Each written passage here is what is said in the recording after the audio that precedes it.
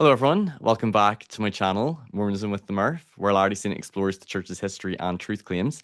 And in today's episode, I'm going to be doing an interview with critical historian and scholar and biographer Dan Vogel. Dan, thanks for coming back. Glad to be here. Yeah, it's fun to collaborate again. We've done multiple episodes in the past. We've talked about Joseph Smith, seer stones, treasure digging. We did a few episodes on that.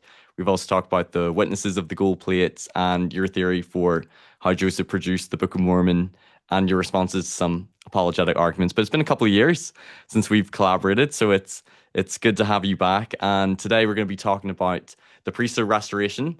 And Dan Vogel has done a lot of research on this. There's an article he's done talking about the evolution and the timeline of the priesthood narrative. And sort of in a nutshell, his thesis is that it's a later embellishment or later invention by Joseph and Oliver, that they don't talk about the physical ordinations of John the Baptist or Peter, James, and John until 1834, 1835. And this could be quite a challenging topic as well, because this sort of addresses foundational truth claims. But as we go through this, I'm going to also bring up some apologetic pushbacks or arguments to get Dan's thoughts on that. And I'm just hoping in general that this could be a good discussion where we learn from each other and might challenge each other. But I think in this space, we need to have more engagement between believers and unbelievers, or critics and apologists as well. I think especially with what we've seen in recent months with the Charlie Kirk assassination and the burning and the shooting of the Michigan church, that there can be a lot of polarization online. So I'm hoping that this can be a discussion where we might challenge each other, but it can be productive and civil, and learn from each other as well. Oh, well, let's How does that do sound? that. Let's do that. That's our hope anyway. I'm all for that. Of course, I'm against any kind of violence, that takes the place of dialogue. I think Yeah. people resort to violence because they don't know how to express themselves any other way. Right. And it's creating this us versus them mentality, where you can start to see those who disagree with you, or those that you would view as, critics, as the enemies or they're liars. And I hope that we can hear each other's sort of views and your interpretations, and I'll maybe ask some questions or offer some apologetic views and just get your responses on it. And ultimately people can make their own decisions and come to their own conclusions. But I think it's important, as we're trying to learn about the history and truth claims, to hear the voices of critical scholars as well and take those into account as you're figuring things out. Well, I've been wrestling with these sources for probably nearly 40 years as a believer and a non-believer, but and I've tried to make sense of the documents and how they fit together. Everybody has to try to wrestle with the same sources as I do and try to come to their own conclusions. Absolutely.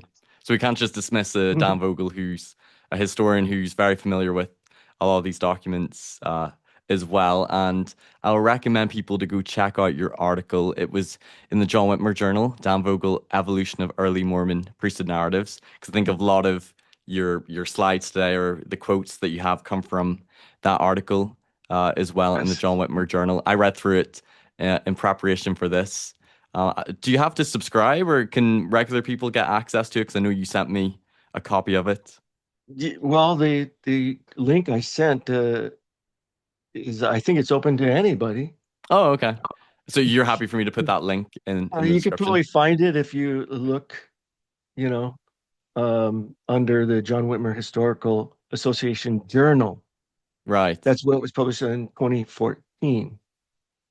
Gotcha. I would like to talk about that and other sources Yeah, that yeah. have So tried, yeah, that have yeah, tried what would you to, recommend as sort of other than that, sources to dive deeper into this topic? yeah, because even I was relied on previous efforts by other researchers and historians.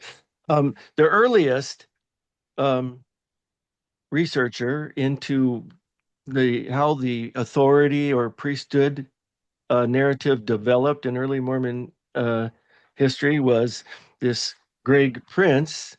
Greg Prince, this little book published by John Whitmer Historical Association.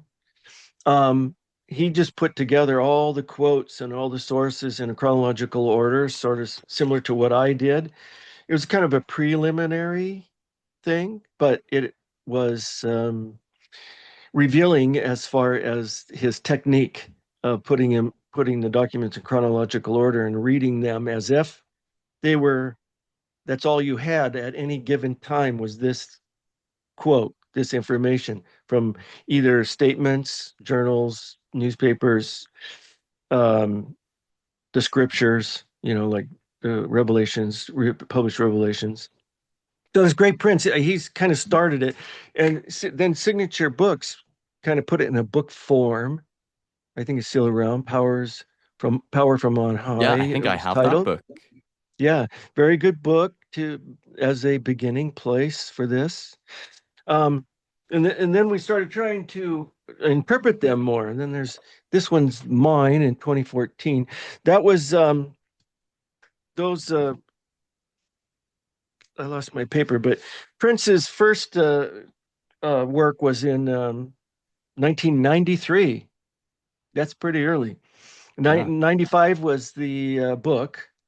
Then then there was Quinn instead of mine. There was Quinn's. If you've seen this one, Yes. uh, Mormon hierarchy, Oranges and Power. He kind of worked Prince's stuff in, and some more of his stuff. And of course, he concentrated on the succession crisis, um, and how all that first presidency thing works out. Then there was mine. And that was Quinn's was in 1994, actually, before the Prince's book. Mine was 2014 in the John Whitmer Historical Association, the development of Mormon uh, priesthood narratives, and we'll be using that today. Then this one is more recent. This is by McKay. This is Michael Hubbard McKay's book, Prophetic Authority, Democratic Hierarchy, and the Mormon Priesthood. So he talks about the development, but he ties it into the, early American democracy and things like that, those kind of ideas. And it's pretty good. But he doesn't really touch on, he kind of skirts around some of the touchy parts that we'll Mm. be talking about. Um, and then most recently is this one from the BYU studies. He talks about the same kind of development. This came a year after his book. His book was 2020. This is 2021. And he focuses in on the voice of God in the home of Peter Whitmer Sr. And who's this? Is this Michael McKay? This is Michael McKay also. Yeah. So he followed this book up with this article in it. Um, but it's instructive, and for believers, this would be one place that you might want to go. Let's see. Here it is. There, if you Was can that the see. article I sent you? Oh, Yes. there. Yes. Yeah. I remember reading it a year or two ago Yeah. and Right. finding it actually really interesting because I felt like I learned some things about Yeah. the priesthood restoration because, the experience in the John Whitmer home, which I'm sure we'll talk about, is something that is rarely discussed or understood about Yeah. the It priesthood was narrative as well. June 1829 when the voice of God came in the chamber of Peter Whitmer's home, where probably the room they were translating the Book of Mormon in, Hmm. upstairs. Yeah. And it's Um, in Joseph Smith's history, and he alludes to it yeah, in section 128, which I think was a letter he wrote. And it was yes. that the Wentworth letter. Mhm. So, No, so it's definitely Joseph Smith talked oh, about it. that wasn't the Wentworth letter. Oh, it No, wasn't. I must be confusing it. What was it? it was a letter to the church. Okay, So very good. chopped up into various sections, but that section 128, it kind of gives a little list of all the voices that came, and we'll talk about that. There's another quote in there that's about Peter, James, and John that becomes quite interesting in trying to figure out the date of Peter, James, and John's visit, and Okay, that well, that'll comes be interesting toward to touch yeah, on as well. that will become more towards the end of our discussion. Absolutely, and we're hoping to do this in around maybe 2.5 hours, maybe 3 hours. There's probably a lot to go through as well, but I'll try to interject when I think I've Oh got yeah, either a comment or an interesting question or an opposing point of view. But I'm looking forward to this. Where do you want to begin? Well, I'll just share my screen with you. And this is my article that's kind of chopped up. I chopped it up in Word format. Um, so is it in the right place? Yes, I can see that. Oh, we can just go then. So this is the title, Evolution of Early Mormon Priesthood Narratives. And this is kind of the thesis statement at the top right here. When Joseph Smith and Oliver Cowdery announced in mid-1830s that they had been ordained by John the Baptist in May 1829 and subsequently by apostles Peter, James, and John, it was a surprising disclosure even for those who had been followers from the beginning. So that's kind of where I begin with. Uh, we'll see David Whitmer, William E. McLellan, uh, they in later years said that they didn't hear about angelic ordinations until 1834, 5, or 6, which matches the document documentary documentary evidence that we do have, Right, because which you're going to is talk about this in your timeline, but the earliest source we have yeah, mentioning John the Baptist comes in 1834 in a letter written by Oliver Cowdery. right. So this is important. A lot of Mormon or LDS historians kind of resist their statement and do not take it on board. And I'm saying, no, you got to listen to this. This is very important to the evolution of the priesthood concepts. That no matter what really happened, which we don't have any access to, the people or the members of the church only knew so much as time went on. And so we're going to like walk through it with them. And you can't pretend like you know what's coming. You kind of have to like play a game in a way of not knowing the end from the beginning. You have to each step of the way kind of take that on and try to understand it as it was understood at the time. Okay. So we have a quote from David Whitmer, 1885. He said, I never heard of an angel that an angel had ordained Joseph and Oliver to the Aaronic priesthood until the year 1834, 5, or 6. And then in 12th of February, 1886, he told Edward Stevenson, and Edward Stevenson reported that to Franklin D. Richards. I inquired of David and John Whitmer, who say they do not have any knowledge of, neither do the records show, concerning Peter, James, and John's coming to the prophet Joseph. Then William E. McLellan, who joined in 1831 and became one of the original 12 apostles. So these people are important.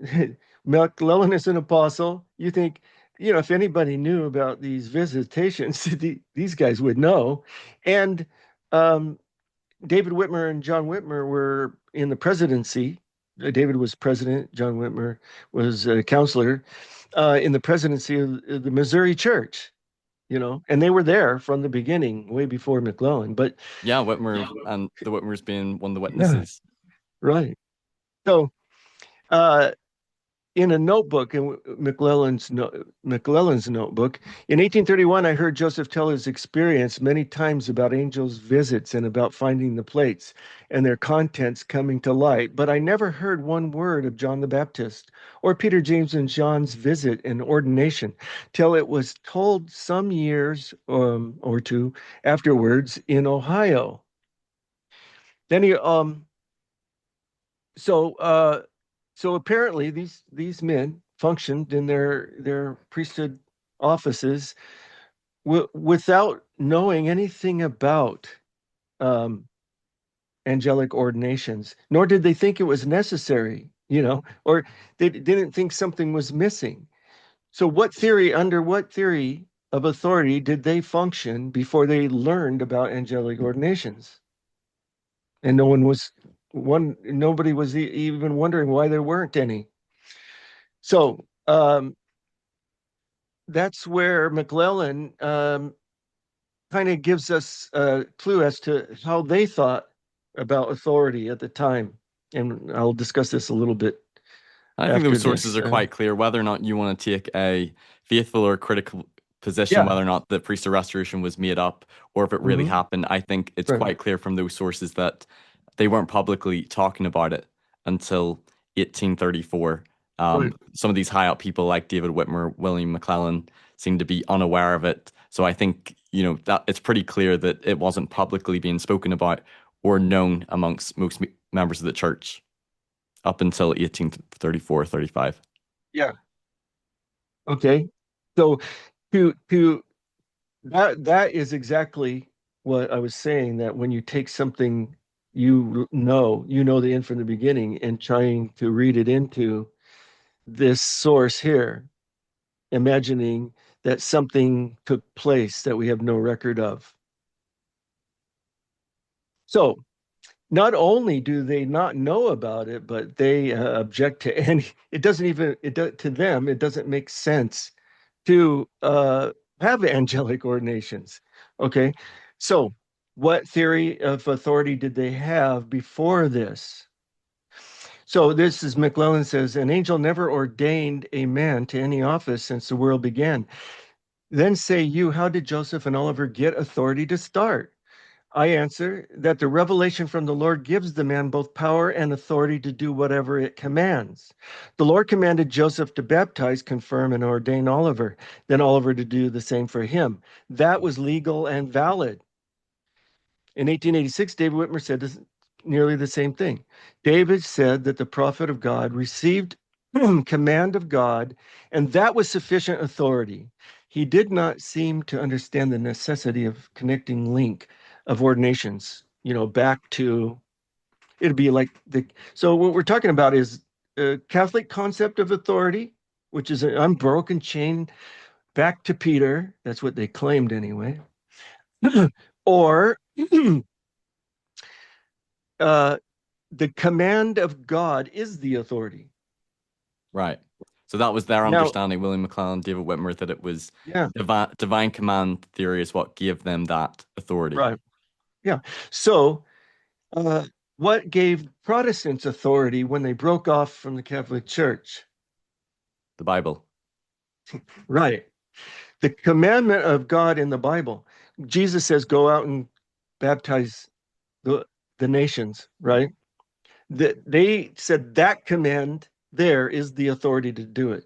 But Mormons, or LDS, or whatever you want to call these early followers of Joseph Smith, um, they said that the Bible wasn't enough, that you had to be called of God literally through revelation in a charismatic way. And that's what gave the early church the authority over other churches, was God had called them with his own voice, sometimes through angels at other times, to do certain things. God gave them commandments. Right, because Okay. you're not saying that they're not claiming that Correct. they had this unique priesthood authority in Right. 1829, because Right. there's sources in like the Painesville Telegraph and Mhm. other newspapers where Oliver Cowdery is stating that they have this unique authority, that there was this apostasy, and now they have this commission, this authority to baptize and reorganize the church. So they did claim to have that authority from God, but there's just no clear mention to named angelic visitors that physically ordain them. Right. So you look at the Book of Mormon, the concept of apostasy and restoration. So what we're going to be talking about is a change in that concept, that angelic ordinations, when they are introduced later, changes the concept of apostasy. In the Book of Mormon, it's the apostasy is the loss of the spirit. And the loss of the spirit was the loss of the gifts of the spirit. Those were signs that they were in apostasy. They were dead. They had apostatized from the true and living church. Okay, so a restoration is a restoration of the spirit, and the spirit is the authority. And those who have the spirit have the authority. And you'll see in the Articles and Covenants later that the spirit that the elders possess gives them the authority to ordain others. Do you believe that the Book of Mormon speaks about like priesthood authority? Because I know there's passages that talk about, having power and authority to baptize, or when Jesus came and visited the Yeah. Nephites. It doesn't mention him physically ordaining them, but he gave them power and authority to Yes. baptize. Or I believe it's Alma, is it Alma Yes. 13 that talks about priesthood after the order of Melchizedek. So some would say that, Melchizedek, oh no, it the does high talk about priesthood. authority and priesthood in the Book of Mormon. Yes. Well, so Alma is the talks about the high priesthood, Yes. and the high priesthood is linked with Melchizedek. That will become important later too. Melchizedek priesthood and the high priesthood. Okay. Um, that was a special kind of priesthood. It was linked to translation, like Alma's translation. It was the power to be translated. And unique thing about Alma 13 is that it implies that there's a chain of high priests, that Melchizedek was just the greatest in the chain. Well, that was foreign to Bible believers. They didn't know about Melchizedek. There's a chain of priests, that was unique. And Yeah, we'll sure, see because the Old Testament what refers happens there. to Melchizedek as being like a high priest that Abraham paid tithes to, but you're saying this sort of chain, the succession of high priests, is something Yeah, that they that wouldn't was have gotten unique. from the Old Testament. Right. That was a Okay. unique part. And that continues to be an issue through this story on up to Abraham, Book of Abraham, where Abraham is a high priest and he got it from his fathers. Hmm. So, um, so we understand that. So we have this Protestant and Catholic notion swirling around here, um, and the early church, LDS Church, they're focusing more on the revealed authority and commandments from God, and we'll see that as we proceed. Um, so we get to our May 15th. I don't know. Am I going up too high there? No, that's fine. Okay. May 15th, 1829. This is the date of the Joseph and Oliver's baptism in the Susquehanna River. And so I quote Lucy Smith's 1845 history, where she remembered that one morning they sat down to their work as usual, and the first thing which presented itself through the Urim and Thummim, which would have been the seer stone, was a commandment for Joseph and Oliver to repair to the water and attend to the ordinance of baptism. They did so. They had now received authority to baptize. So, in Lucy's mind, the commandment coming through the stone was the authority to baptize. That's how she understood it. She wouldn't have heard about these angelic ordination stories at that time either. Hmm. Um, so, Oliver tells us that the timing of this baptism, what spurred them on to inquire about it, was after writing the account of the Savior's ministry to the remnant of the seed of Jacob upon this continent. So when they read that, they go, "Oh, what's we're not baptized," and they started thinking about it. Yet there was nothing in the account in the Book of Mormon requiring angelic ordination. Rather, in Third Nephi, Jesus gives Nephi and the other Nephite disciples power to baptize by verbal commission. Indeed, this is what Cowdery took away from this account, as he stated in his 1834 history in the Messenger and Advocate. It was as easily to be seen none had authority from God to administer the ordinances of the gospel for have men authority to administer in the name of Christ who deny revelations. We only waited for the commandment to be given, arise and be baptized. Unlike sectarians, Smith and Cowdery had received authority to baptize one another through direct commandment from God. Now, this account, this 1834 history of Oliver Cowdery, he goes on to talk about the visit of an unnamed angel who ordains them. And we'll get to that a little bit later. But what I what I get from that history is that he's telling the old story and he adds a new element to that. From that time forward, it changes the way uh, the early church looked at authority. And then that was by design. Okay. So, any comments, or should we just No, maybe just move on because I think the only comment I was going to make about Okay. Lucy is, the apologetic response would be, well, if Oliver and Joseph kept sort of secret the angelic ordinations, then her history is she's just recollecting what her perspective would be that, they went out, they got baptized, but unaware of any angelic ordination. But you're saying that Yeah. her understanding would have been that the command to baptize each other and ordain each other came from the seer stone or the Erminthone. Right. So we're not, we don't want to imagine what might have happened, but her understanding is all we know, Right. right? That's her This recollection. is this is her understanding, and it fits with the way the early church believed or understood authority at the time. So Gotcha. we're gonna focus on what is being unfolded to the members as time goes on. And of course, everyone's free to uh, reinterpret any of this stuff the way they want. I'm just sharing my how I look at it, how I arrived at my reconstruction.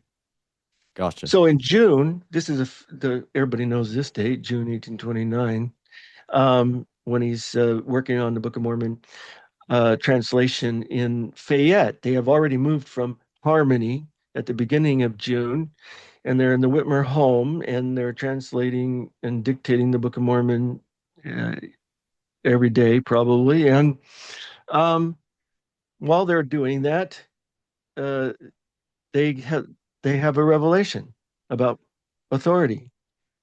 Um, we had not long been engaged in solemn and fervent prayer, Smith said in 1838 history, when the word of the Lord came to us in the chamber, commanding us that I should ordain Oliver Cowdery to be an elder in the church of Jesus Christ, and that he should also ordain me to the same. So, this voice of the Lord in the chamber is the authority. That's the command. There's no Peter, James, and John ordaining them. There's no angels. There's no expectation, nothing like that. And so they start ordaining, according to David Whitmer. They had elders ordained before the organization of the church, meetings and baptisms and things like that. Note that Joseph Smith in 1838 connected the bestowal of the eldership with the command of God, not the appearance of Peter, James, and John, as most Mormons mistakenly assume. More on this later. Yeah, we'll come back to that later, but I'll just reference that Yeah. although he's saying this is what happened in June 1829, this comes from Joseph's 1839 history. And I believe before he talks about the voice of the Lord in the chamber of the Father Whitmer home, he does talk about in that 1839 history about the ordination by John the Baptist prior to this. In the 1838 In it, history. yeah, yes. Yeah. Well, yeah, we'll get to that because that story evolves. Okay, we'll get there. So we'll get there with the 1830 when we deal with 1838 history towards the end of this. But is Um, that correct? Just on this one about the divine command in the chamber of the Father Whitmer home. Although yeah. you have here June 1829, this was really recorded by Joseph Smith in 1839. So we don't have a source prior to 1839 of this event in the chamber of the Whitmer home. Oh, Okay. as far as I'm concerned, as far as I know, this is it. This voice of God. And there's another reference, of course, we'll get to. That's after this, 1842, I think it is. Um, but yeah, it would be great if they kept a diary. Yeah, But because we don't neither have we don't Joseph have or that. Oliver kept a journal at this point, which is kind of a pity. Right. But you have to remember that when he's dictating this 1838 history, he's dictating it to people who were there. I mean, he's dictating, people are going to be reading this who were actually there at the time, you know. Um, so even if he's adding stuff they don't know, a lot of this stuff they're going to know. Okay. This is where Joseph says the authority of the eldership came from. Yes. And so the important thing is that the eldership is not connected to Peter, James, and John. Peter, James, and John have to do with something else that we'll learn about. Yes. So the eldership is connected with the revelation given in Whitmer's home, and then by divine command, and it fits. And a lot of historians and scholars who reconstruct this period confuse this eldership with the Melchizedek priesthood, with Peter, James, and John, and they try to force Peter, James, and John into this mold, Because even though the you'll talk history, about this, but Peter, even James, though and the John, at history least, doesn't do it. The well, at history least doesn't what's do it. in Doctrine and Covenants 27, and I think Doctrine and Covenants 120, it's specific keys that Yeah. Joseph mentions receiving from Peter, James, and John. I think related to this, it's the authority, the command to ordain them to the office of elder, and also the power to give the Holy Ghost as well. Right. The power to give the Holy Ghost is in the eldership, Yes. as opposed to just the authority to baptize, Yes. whatever that was. We haven't got to any offices yet. You don't have offices until you have a church. Hmm. Okay. So there's no offices. Okay. Um, so also in the same month, June 1829, Joseph receives a revelation commanding Oliver Cowdery and David Whitmer as charismatic apostles who had been called, as the apostle Paul was, to ordain 12 apostles or disciples, and for the 12 to build up the church and ordain priests and teachers. This would essentially leave Cowdery and Whitmer out of the contemplated hierarchy. So DNC 18 is the revelation that we're talking about. And DNC 18 calls David Whitmer and Oliver Cowdery to choose the 12, says disciples, but it's apostles who would be special witnesses. Right. So if they are to choose the 12, where are they going to be? These 12 apostles are going to be the special witnesses and leaders. And so Oliver Cowdery evidently doesn't like this. So, and he dictates his own revelation. And this revelation isn't hidden somewhere. It's right in what we call the BCR, the Book of Commandments and Revelations, which was an early bound volume that John Whitmer kept and others, containing Joseph Smith's revelations. And Oliver Cowdery's is in there. So And it this was in the Book revelation, of Commandments in 1833, Oliver no, Cowdery's. no, No? no, it was never published. Oh, okay. Right. But it was in this bound volume. It was published by the Joseph Smith Papers. Very nice volume of Joseph Smith's Revelations. It was a bound volume. So the Revelations were first dictated and they were written on loose papers, loose sheets. And then they compiled them into a book called the Book of Commandments and Revelations. And John Whitmer was the key scribe for that. They used that to set the type for um, the Book of Commandments, 1833 Book of Commandments in Independence, Missouri, later. Um, but they didn't publish everything in that book. That's why it's so cool to have. Anyway, so when you read Oliver Cowdery's Revelation, it mimics DNC 18. DNC 18 talks about the church and how to build the church up. But Cowdery, his revelation mimics that, but changes uh, who who are to be the apostles. And there wasn't 12 in Cowdery's revelation. The revelation called him an apostle. Cowdery is Jesus addresses Cowdery and says that he's an apostle of Jesus Christ, and uh, that he was called as was Paul, the apostle, and that he is to build up the church. and ordain priests and teachers. Not the 12, but he is to ordain priests and teachers and build up the church. So what we have here is Cowdery's resisting Joseph Smith's revelation, especially on the matter of 12 apostles. There seems to be a rift, a difference of interpretation, just like there was in April over whether John the Revelator was translated or not. And Joseph Smith settled that by revelation. Well, and later, when Joseph Smith, the Articles and Covenants of the Church, which is now D&C 20, are written, Cowdery and the Whitmers resist a passage in that revelation because it would set up priestcraft.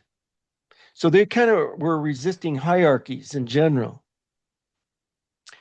Hold So on, I've got a question. So, yes, are you saying the Oliver Cowdery revelation that he dictated, so it's Oliver Cowdery yeah, dictating, is different to the June 1829, which is now Section 18, that was dictated by Joseph Smith. I thought in Section 18 of the Doctrine and Covenants, doesn't the Lord say that Oliver is an apostle in that revelation, but he's to choose the 12? But you're saying in Oliver's June 1829 revelation, which didn't make its way into the Book of Commandments, the Lord refers to him as an apostle, but he's just instructed to ordain priests and teachers. Is that correct? instead of the 12, he Okay. is to do it. He is to do it instead of the 12 apostles.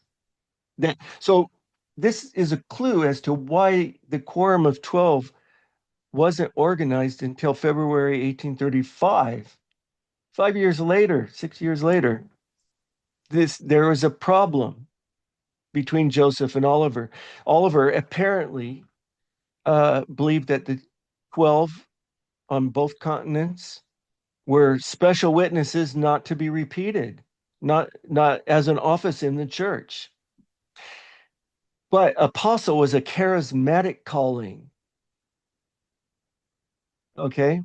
And you will see where it ends up in the early church when it's organized. The concept of apostle, there's a compromise between, well, here's April 6th, right? 1830, the church is organized. Hmm. And then we get to June 1830.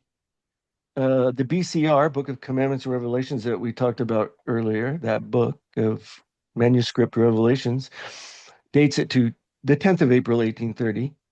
But the Articles and Covenants of the Church of Christ, outlining the duties of the various church offices and ordinances, was drafted by Joseph Smith.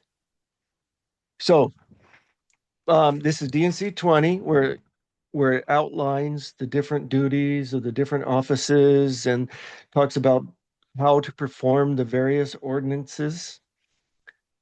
This it's not a revelation per se, but more of a founding document, which is a curious document when you think of the context in which it sits. So there's no mention of 12 apostles in it. And Instead, Was he the one sort of commissioned to write this article, the Articles and Covenants?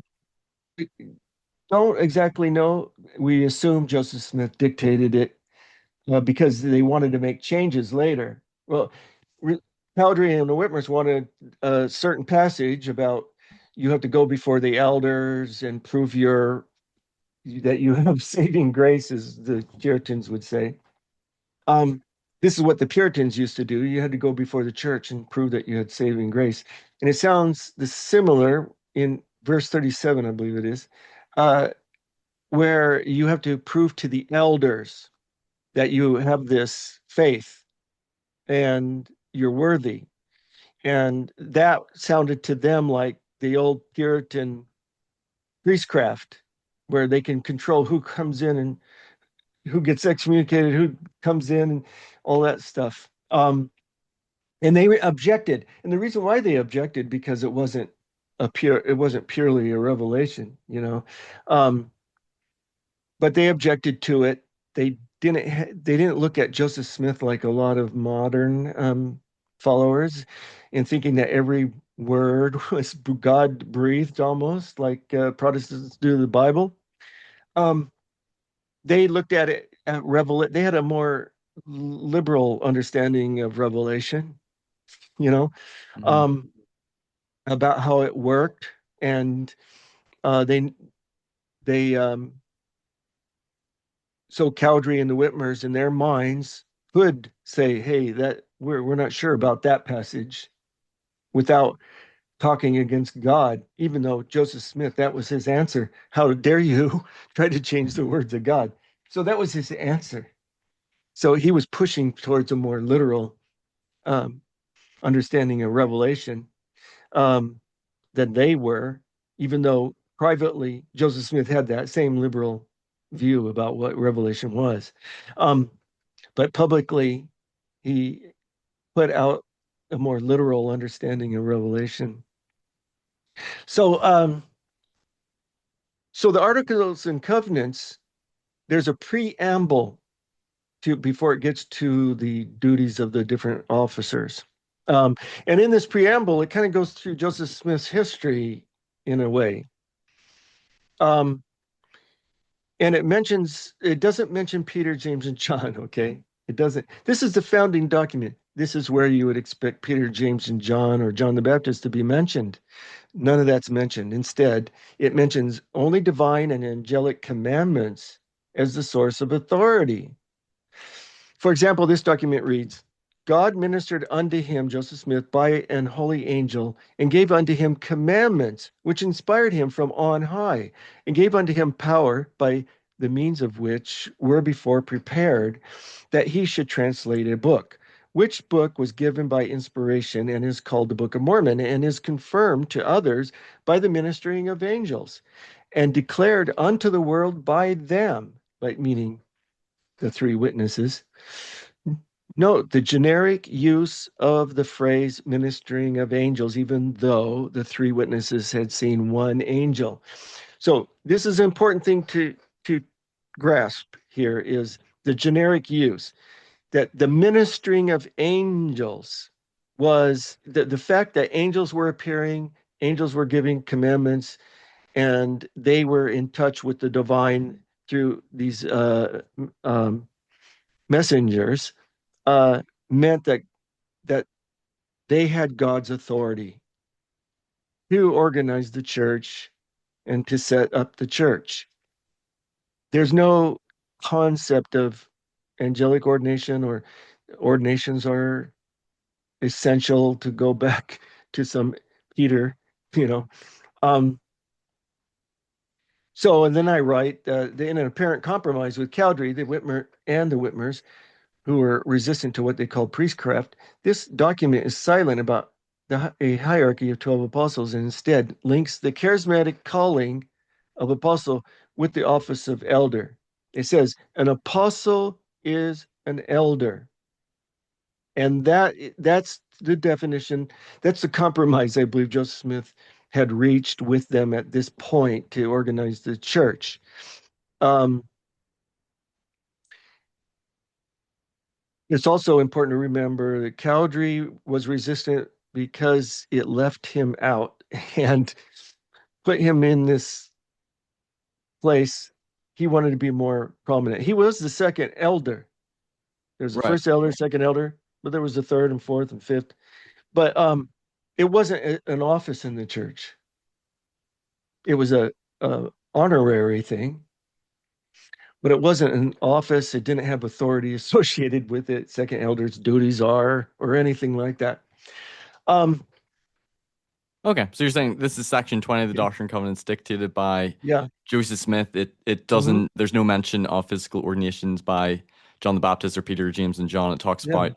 about him receiving commandments and the ministering of angels, but that's in reference to the experience of the witnesses who saw, one angel. So it's sort of like an expression ministering of angels. And it's interesting that you point out that in June 1829, that revelation dictated by Joseph Smith that Oliver was told to organize 12 apostles, but then that doesn't happen until 1835. That's kind of Yeah. interesting. Yeah. So there's a lot of politics kind of going on in this early church. I mean, they were kind of a theocratic democracy in a way, and it wasn't that easy. Joe Smith was doing a lot of negotiating. It wasn't like he gave out edicts and everybody just bowed down and followed it. They tested his revelations by the Bible.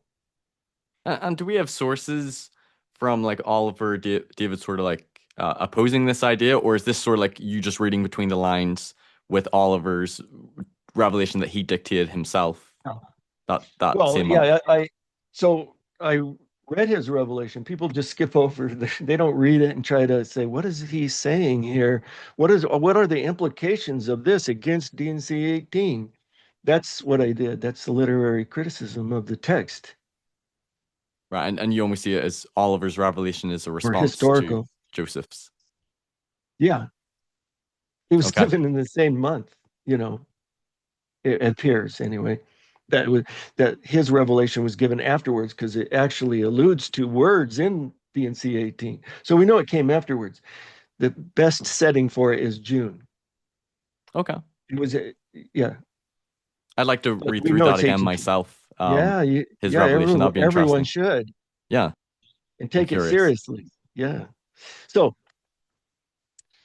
now we get to June 1831, the next priesthood innovation. A lot of things happened between that, but in our chronology, we come to June 1831. Joseph Smith introduces the high priesthood, which quickly evolved from elders with additional authority to an actual office of high priest.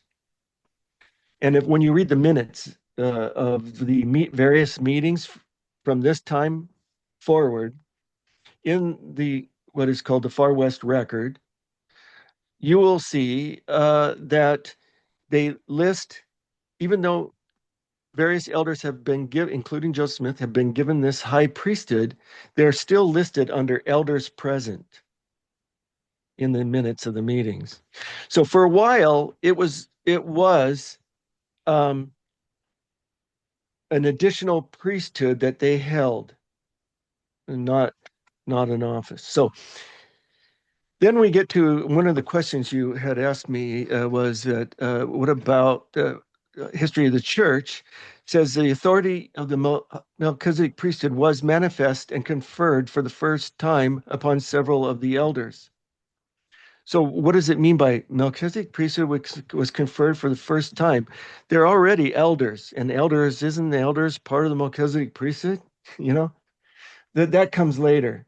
That's an anachronism. To think that way is an anachronism.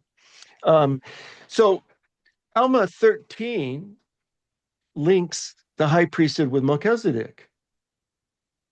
Right. And so the high priesthood and Melchizedek were synonymous. So one question I have on this, and we can always touch back on it later. So the common apologetic is that it's this evolution in understanding of priesthood, and when they refer to high priesthood, it's interpreted as it's ordaining them to the office of high priest, sort of within the Melchizedek priesthood. So that's sort of like the apologetic response to it. And then, but I guess under your view, where did Lyman Wight? Because if he was the one that ordained Joseph to the high priesthood, Mhm. who ordained him? Like how did they do it if this is like this new priesthood? It was the divine command. That was Okay. it. It. Later, this is going to be called the revelation of the high priesthood. And So what's the source for the divine command for this specific uh, introduction of the high priest? Do they record where what's sort of given them that divine command to then ordain each other to the high priesthood? well, it was Joseph under Joseph Smith's direction, but he was being directed through revelation, not a specific revelation. We don't have a Doctrine and Covenants section telling Joseph Smith to ordain elders to the high priesthood. Hmm. Joseph Smith just did it because he was being directed by God to do it, is the assumption. I see. Okay. Now, that phrase I have in red is from the history of the church, but I point out that actually John Correll had said it in 1839, right? Um, The Melchizedek priesthood was then for the first time introduced and conferred on several of the elders, almost word for word the same. In his history, Brief History of the Church of the Latter-day Saints, published in 1839, and Quarrel was one of 22 elders and one priest ordained to the high priesthood on this occasion. So that's what I mean is that, so they conceived of it not as a high priest, office of high priest in the church. They conceived of it as it's the priesthood that was conferred on elders, an additional priesthood conferred on some of the elders, and it had the authority to bless the church and to, the power of translation, actually, to seal up unto eternal life, is what Joseph Smith said. Okay. Okay, so now, what is this? What is this introduction? All of a sudden, an introduction of an additional priesthood mean? Some people stumbled at this, by the way. Um, with the introduction of the high priesthood, there were now two priesthoods or authorities in the church with separate origins, both bestowed by revelation. The revelation in Peter Whitmer's home and the revelation here that we're talking about. Prior to June 1831, the only major division of authority was between elders, the charismatic leaders, and all others, that is, priests, teachers, and deacons. However, it is important to note that while these men held different offices and callings, they had no concept that there were two priesthoods in the church. Well, I would modify that statement now a little bit differently. Not officially, not in the church, they didn't talk about, oh, there's this priesthood and that priesthood, the priesthood of Aaron and the priesthood of Melchizedek. They didn't, that's not yet. Only by implication that here's the high priesthood, and then all the rest would be lesser priesthood, which would make the elders part of the lesser priesthood. But it's not associated with the Levitical or Aaronic priesthood. I see. And so that Because was, the terms yeah, Melchizedek and Aaronic priesthood, my understanding is they aren't used as the terminology until right, 1835, but they are describing it 32. by this point as like higher and lesser priesthood. I think that shows up Yeah, in section 84 of the Doctrine and Covenants, talks about like higher yeah, and lesser right. priesthood or Yeah, okay. exactly. Yeah, that's true. McClellan used that term, lesser priesthood, right here, lesser priesthood. Um, he talked about that some were ordained to the high priesthood after the holy order of God or the Son, right? Um, according to Alma. And then there was the lesser priesthood, but in his terminology used on this, he was ordained on the 25th of October, a few months after the introduction of the high priesthood. Uh, the lesser priesthood in this context would include elders. So it was just a designation in comparison with high, the rest must be lower, lesser, right? It didn't have that connotation of Aaronic priesthood that we're going to get later. Um, and that the other offices, deacon, priest, and teacher, uh, were appendages of the eldership, right? That was how it was conceived, Hmm. that they were appendages of the eldership. Right, because when the Let, church let, is first organized, the only offices they have is elders, priests, teachers, and deacons. And it's not yeah, until 1831 then that the high priesthood is introduced. right. And then everything else, elders, including eldership, become appendages of the high priesthood. So,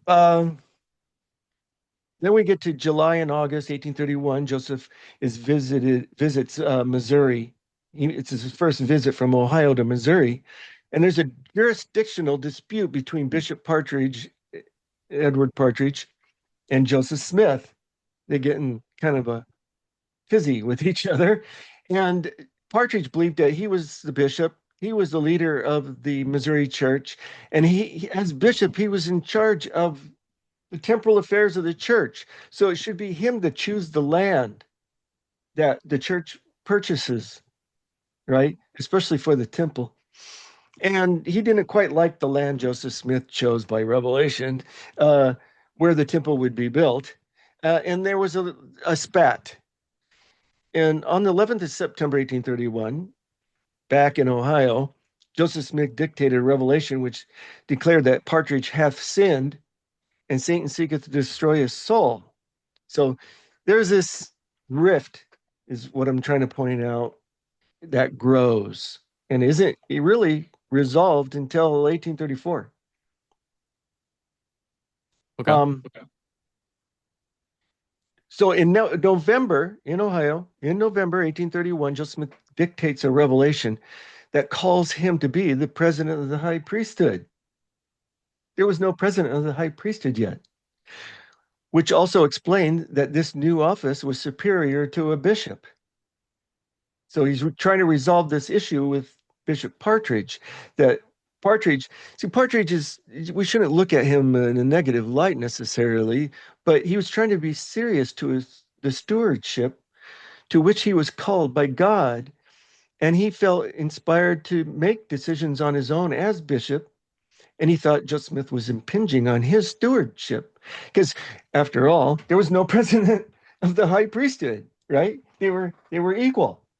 Mm-hmm. And why is Joseph Smith trying to tell me what to do? Right? So it's not right to look at Partridge as being off or a sinner or anything.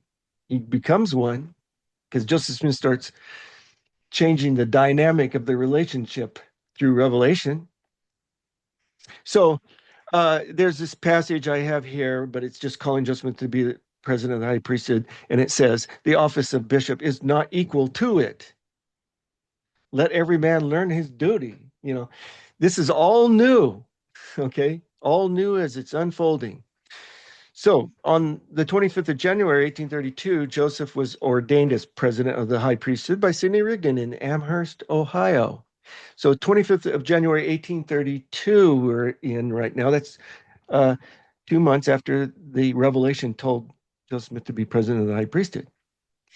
The next development is that on the 10th of March, 1832, the Missouri Church held a conference down there and held charges against Partridge, including having insulted the Lord's prophet in particular and assumed authority over him in open violation of the laws of God.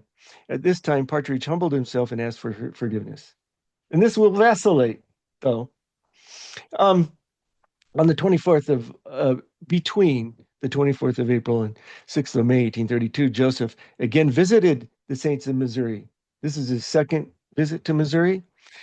Uh, that was prompted by a revelation that he received up in Ohio. Satan seeketh to turn their hearts away, the Missouri church. So it's not just Partridge that Joseph Smith starts to become worried about. He starts worrying about the whole church. And this is a touchy situation. They are on the sacred land designated by revelation to be the New Jerusalem, and he's up in Ohio. They're down there. A rift could be really detrimental to the church's goals of creating this utopian society in Missouri. So on the 26th of April, 1832, Joseph Smith was sustained as president of the high priesthood in Missouri, in Independence, Missouri.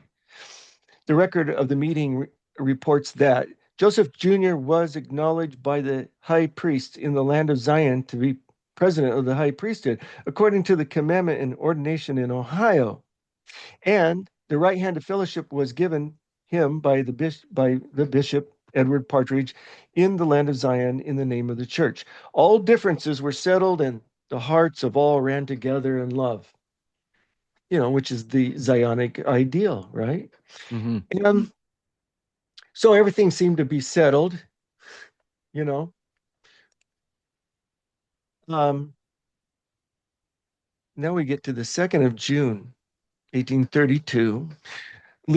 The leaders in the church in Missouri, in Kirtland, received a letter from John Corrill from Missouri, accusing Brother Joseph in a rather indirect way of seeking after monarchical power and authority. So after he left, they kind of like had second thoughts about all this, harmony stuff, which kind of testifies, I think, to Joseph Smith's ability to convince people of things. He had a very um, winning, you know, way about him. So, which received a response on the 14th of January, 1833, from Orson Hyde and Hiram Smith. So, up in Ohio, they write a response to Coral's letter, representing a conference of 12 high priests in Kirtland. We are sensible that this is not the thing Brother Joseph is seeking after, but to magnify the high office and calling whereunto he has been called and appointed by the command of God and the united voice of this church.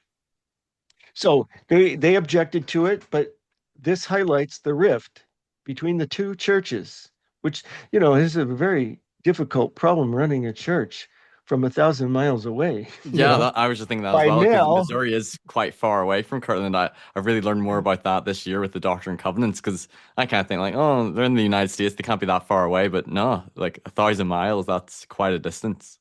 Yeah, by mail, like 2 weeks, Yeah, maybe away.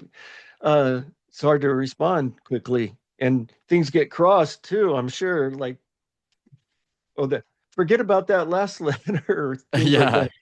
You know, but in July, the next month, uh, upon returning to Kirtland, so Joseph finally makes it there. Um, Smith learned that the Missouri church was once again in discord, and Bishop Edward Partridge was challenging his leadership. In a letter to W. Phelps dated 31st of July, 1832, Joseph Smith called this situation a critical moment in the history of the movement. Indeed, the possible apostasy and secession of the Missouri church, especially the loss of the designated land of Zion and location of the New Jerusalem temple, was a disturbing thought to church leaders in Ohio. In the same letter, Smith told Phelps to tell Brother Edward Partridge, it is very dangerous for men who have received the light he has received to be seeking after a sign. For there shall no sign be given for a sign, except for as it was in the days of Lot. God sent angels to gather him and his family out of Sodom, while the wicked were destroyed by a devouring fire. Behold, this is an example. So here's this rift, uh, and the critical moment. And so Joseph Smith is faced with this crisis, how to resolve it. And the way to resolve it is through more charisma, not less. So there's Um, definitely some tensions here between Bishop Partridge, who's the Bishop of Missouri, and Joseph, who has been ordained already as president of the High Priesthood. yeah. So this is the context in which we should view the 1832 history. Some people haven't tried to see it this way, really. But the 1832 history isn't, oh, well, let's write my history. There was a motivation behind it and some rhetorical goals involved in its construction. So, especially the preamble to this history. The preamble is much like the Articles and Covenants preamble. It delineates Joseph Smith's authority for being the leader of this charismatic group of followers. They get charisma too, and why should Joseph Smith's charisma be more than important than theirs? It wasn't so clear to them yet. Um, he was president of the high priesthood, by the way, not president of the whole church. That wasn't so clear until the first presidency was developed and formed later. Hmm. Um, so, So this is his 1832 yeah. first history that he writes. So down below, I have the whole thing written out in the history of the life of Joseph Smith Jr., an account of his marvelous experience and of all the mighty acts which he doth in the name of Jesus Christ, the Son of the living God, of whom he both beareth record and also an account of the rise of the Church of Christ in the eve of time, according to the Lord, as the Lord brought forth and established by his hand. Firstly, he receiving the testimony from on high. That's allusion to the first vision, whatever that was. Right. Secondly, the ministering of angels. Notice the generic angels again. And this is alludes to Moroni. Right. Okay.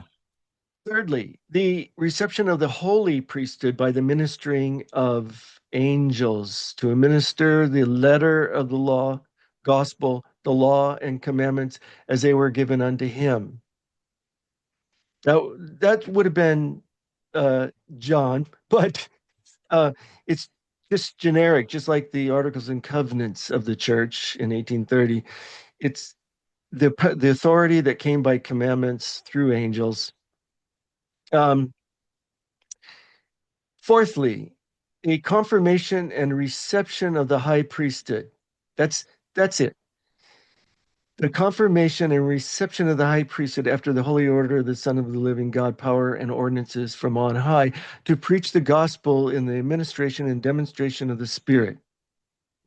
The black bold writing is just where Joseph Smith takes over. The keys of the kingdom of God conferred upon him, and the continuation of blessings of God to him, etc. So that would be the high priesthood came by confirmation and reception of the high priesthood, revelation, in other words. So we have authority from angels. We have the high priesthood coming by revelation and confirmation. And that's the beginning of the 1832 history. So when it comes to this, I think most believers or apologists, they would interpret where it talks about, um, thirdly, the reception of the Holy Spirit by the ministering of angels, and then when it talks about the confirmation and reception of the high priesthood, they would probably interpret that as, well, that could be a reference to John the Baptist or Peter, James, and John, or the reception of the high priesthood could be referring to the experience in the John Whitmer home. And I don't believe Joseph goes on to write past the angel Moroni in his 1832 history, so he doesn't really explain what Right. this is Yeah. about. But Yeah. am I correct that you would interpret this as the ministering of angels as being sort of a vague mention to this could still be Moroni and the verbal command being the holy priesthood coming from the verbal command of Moroni? And then would you interpret the confirmation and reception of the high priesthood being the 1831 conference where they ordained each other to the high priesthood? The last one, yes, That'd be your that is interpretation. it So is what would you alluding say to, yeah. to a But believer or the apologist who blending, might yeah. think like, oh, that's an understandable interpretation, but could it also be possible that if Joseph went on to, and it's pity we don't have him go on to articulate and elaborate, because then we would know what he's referring to, that could this also be an early allusion to receiving the priesthood by the ministering of angels, which could be a mention of John the Baptist or potentially Peter, James, and John? What would you say to that? Okay, so secondly, the ministering of angels, which is the same as the articles and covenants that we talked about before about Moroni and the commandments. That was the authority to organize the church. Um, the thirdly, I left out thirdly, huh? Thirdly, right here, left that out. Um, the reception of the holy priesthood by the ministering of angels. So, ministering of angels, plural. That's why I say it's generic. And Ministering of. I agree with you because he says the ministering of angels for secondly, and he's Mhm. just talking about angel Moroni. Now, someone might think that, well, in the Articles and Covenants, so in Doctrine and Covenants 20, Joseph doesn't really elaborate or talk much about his first vision. But when he talks about, firstly, the testimony from on high, although that's quite vague, he goes on then to record his 1832 account of the first vision. So someone might say, had he have continued his history, he then might have outlined the John the Baptist experience and Peter, James, and John and the John Whitmer experience. Well, we can imagine all sorts of stuff. But as I said, the ruling interpretation here would be that no one knows anything about Peter, James, and John or John the Baptist. David Whitmer doesn't know about this. McClellan doesn't know about it. W. Phillips didn't know about it when Cowdery wrote to the, we'll see, Cowdery wrote the first story of the angel ordaining Joseph and Oliver to with the authority to baptize. He wrote that in a letter to the Missouri church. Right. That That's becomes the one really in significant. 1834. It's a pity that Joseph stopped here, though, in his history. I wish he had have Yes. kept going and Yeah. got to the thirdly part. Yeah. True. So historians always want more and are never satisfied. Yeah. So we always want more to shed different light and nuances on stuff, but we go according to what we have, the best construal of the evidence that we can make out of the sources that we have. It's always going to you're always going to be connecting the dots, and hopefully the dots aren't really far away, you know. And you always want to be mindful that you're not reading back into the sources. You'll never see anything new if you keep if your brain gets lazy and wants to put in old information in order to understand something you don't understand. Mm. You want to wrestle with the not understanding a little bit and read it like the first people reading it, right? The first people read it. You can't assume, oh, these people know all this stuff that I know. You know, this is unfolding to them. Right. No, I Um, I see your point, and I see that there's ambiguity and there's different ways you can interpret it. And you're saying that, well, you might speculate that Joseph would go on to talk about John the Baptist or Peter, James, and John, but you're saying at this point, nobody's aware of it. Nobody's speaking publicly about. I suppose like one pushback they could say is, well, the first vision isn't being widely talked about either prior to this history, but then this is where he first talks about the first vision, 1832. So he might have went on to talk about it, but unfortunately we don't know. we don't know, We don't but have it. how would David Whitmer and William McLellan read this? Hmm. You know, and presumably, no. If these leaders don't know these stories, no one else knows either. Probably, none of the general membership, none of the people that this was being written to or for. Eventually, if Joe Smith would have published it, where would he have published it? In the Evening and Morning Star, probably, right, in Missouri. He would have published this in Missouri because he's outlining his authority to lead the church, and they're giving him problems, Right. and Yeah. this would So with have this one, enhanced.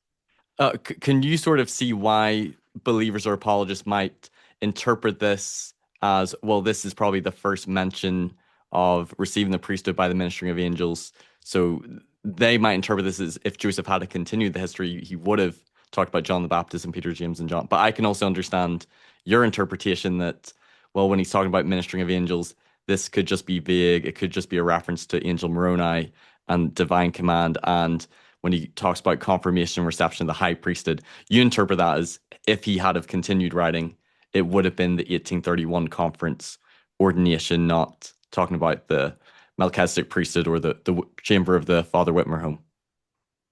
If he kept on writing, this isn't like outline. This is not an introduction to what's going to come ahead, even though he talks about Moroni in both places. It doesn't mean he's going to go through each of these 4 points and amplify them. He's listing his authority by number, but um, I don't. I think if he just kept on writing, you would not have had anything about John the Baptist or Peter, James, and John. The you he already told you the ministering of angels was the authority, the priesthood, the first priesthood, the earliest priesthood. He's using that term here, And then the high priesthood, we know the story, you know. Okay.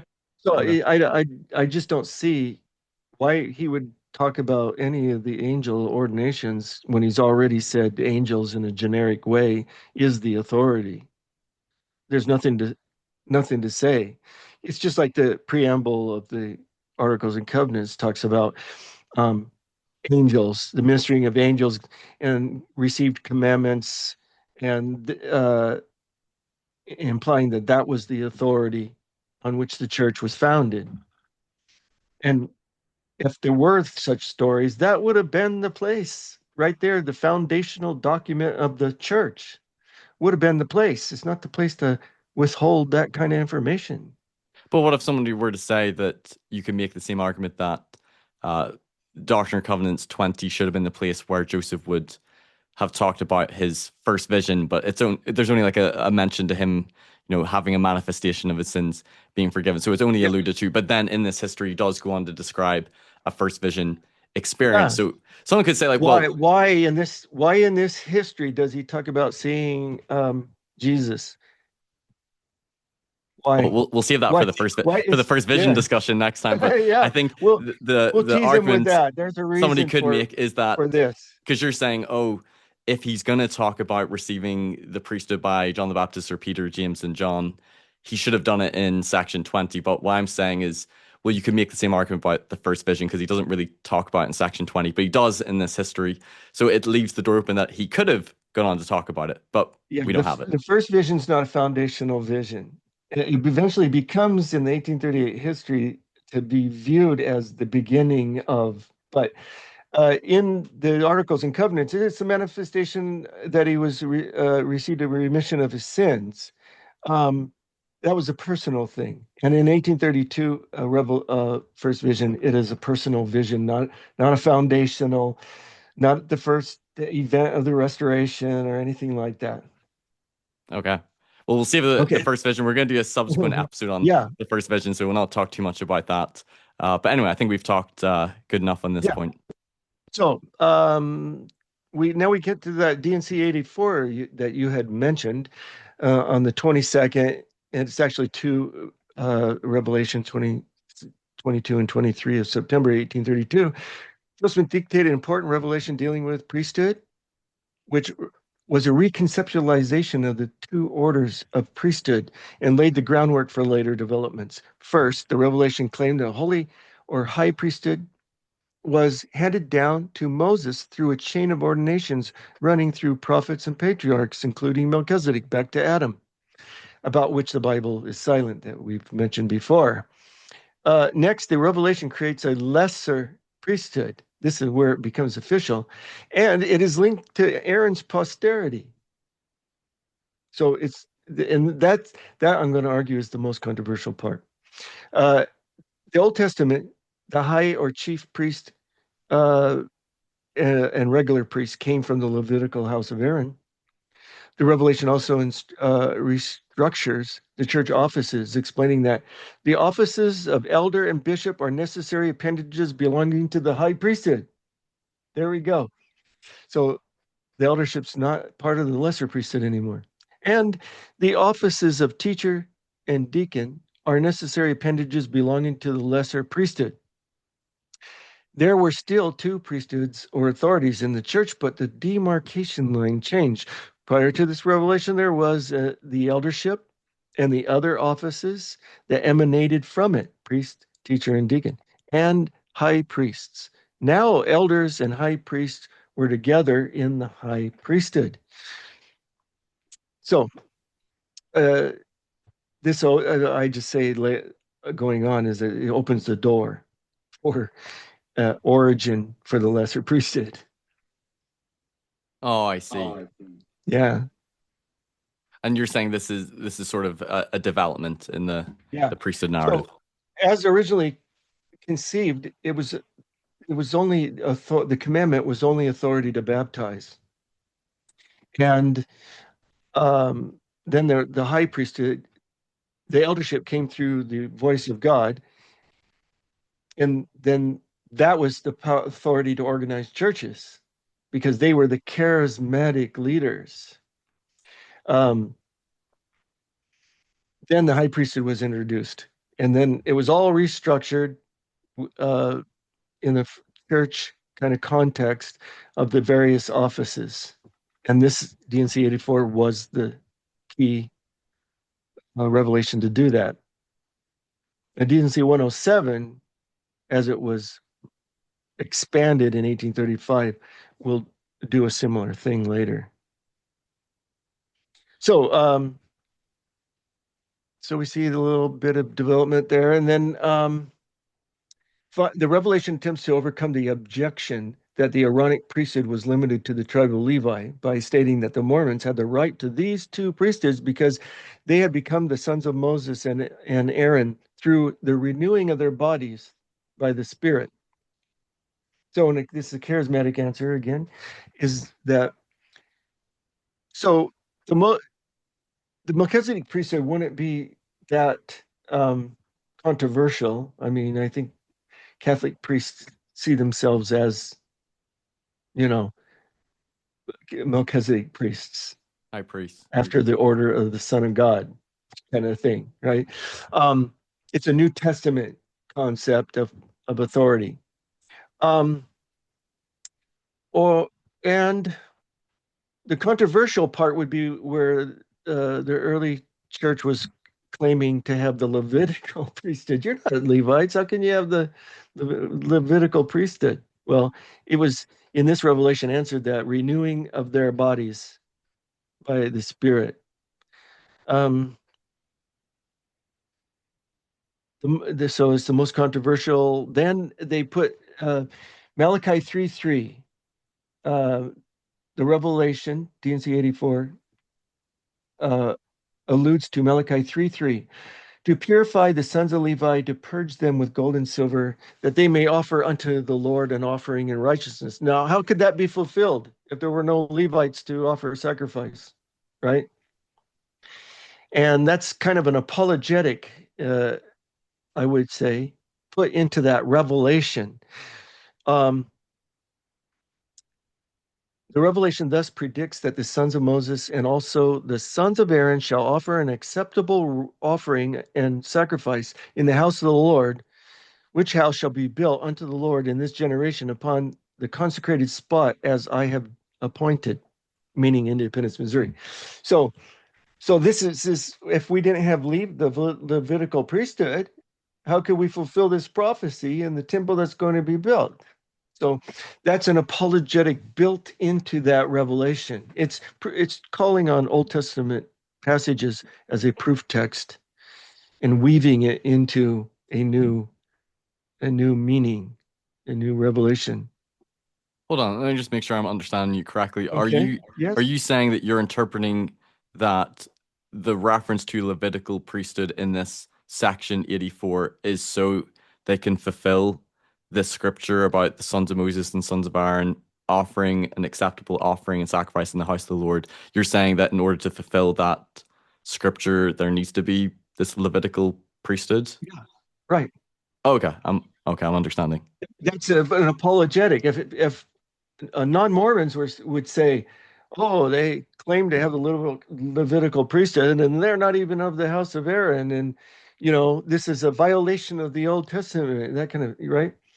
So, and it was done away with through Jesus kind of argument that Well, what if someone gave a faithful still response to that? goes Well, around. prior to this, they refer to the two priests as higher and lesser, and at this point, he's now starting to refer to it more as like Levitical or I don't. Does it say Melchizedek in this section, or is it just priesthood like No, Moses? no, it traces the lineage. It gives a lineage Lineage to in the Melchizedek. Revelation. The actual names of everybody from Adam to Moses. Right. Yes. Yeah, and that's the lineage of the Melchizedek. It was called the Melchizedek priesthood because Melchizedek was the greatest.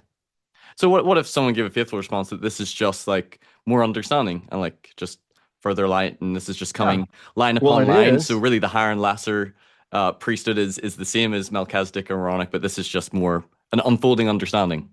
This is a line upon line. What a believer would see as it being revealed, Sure.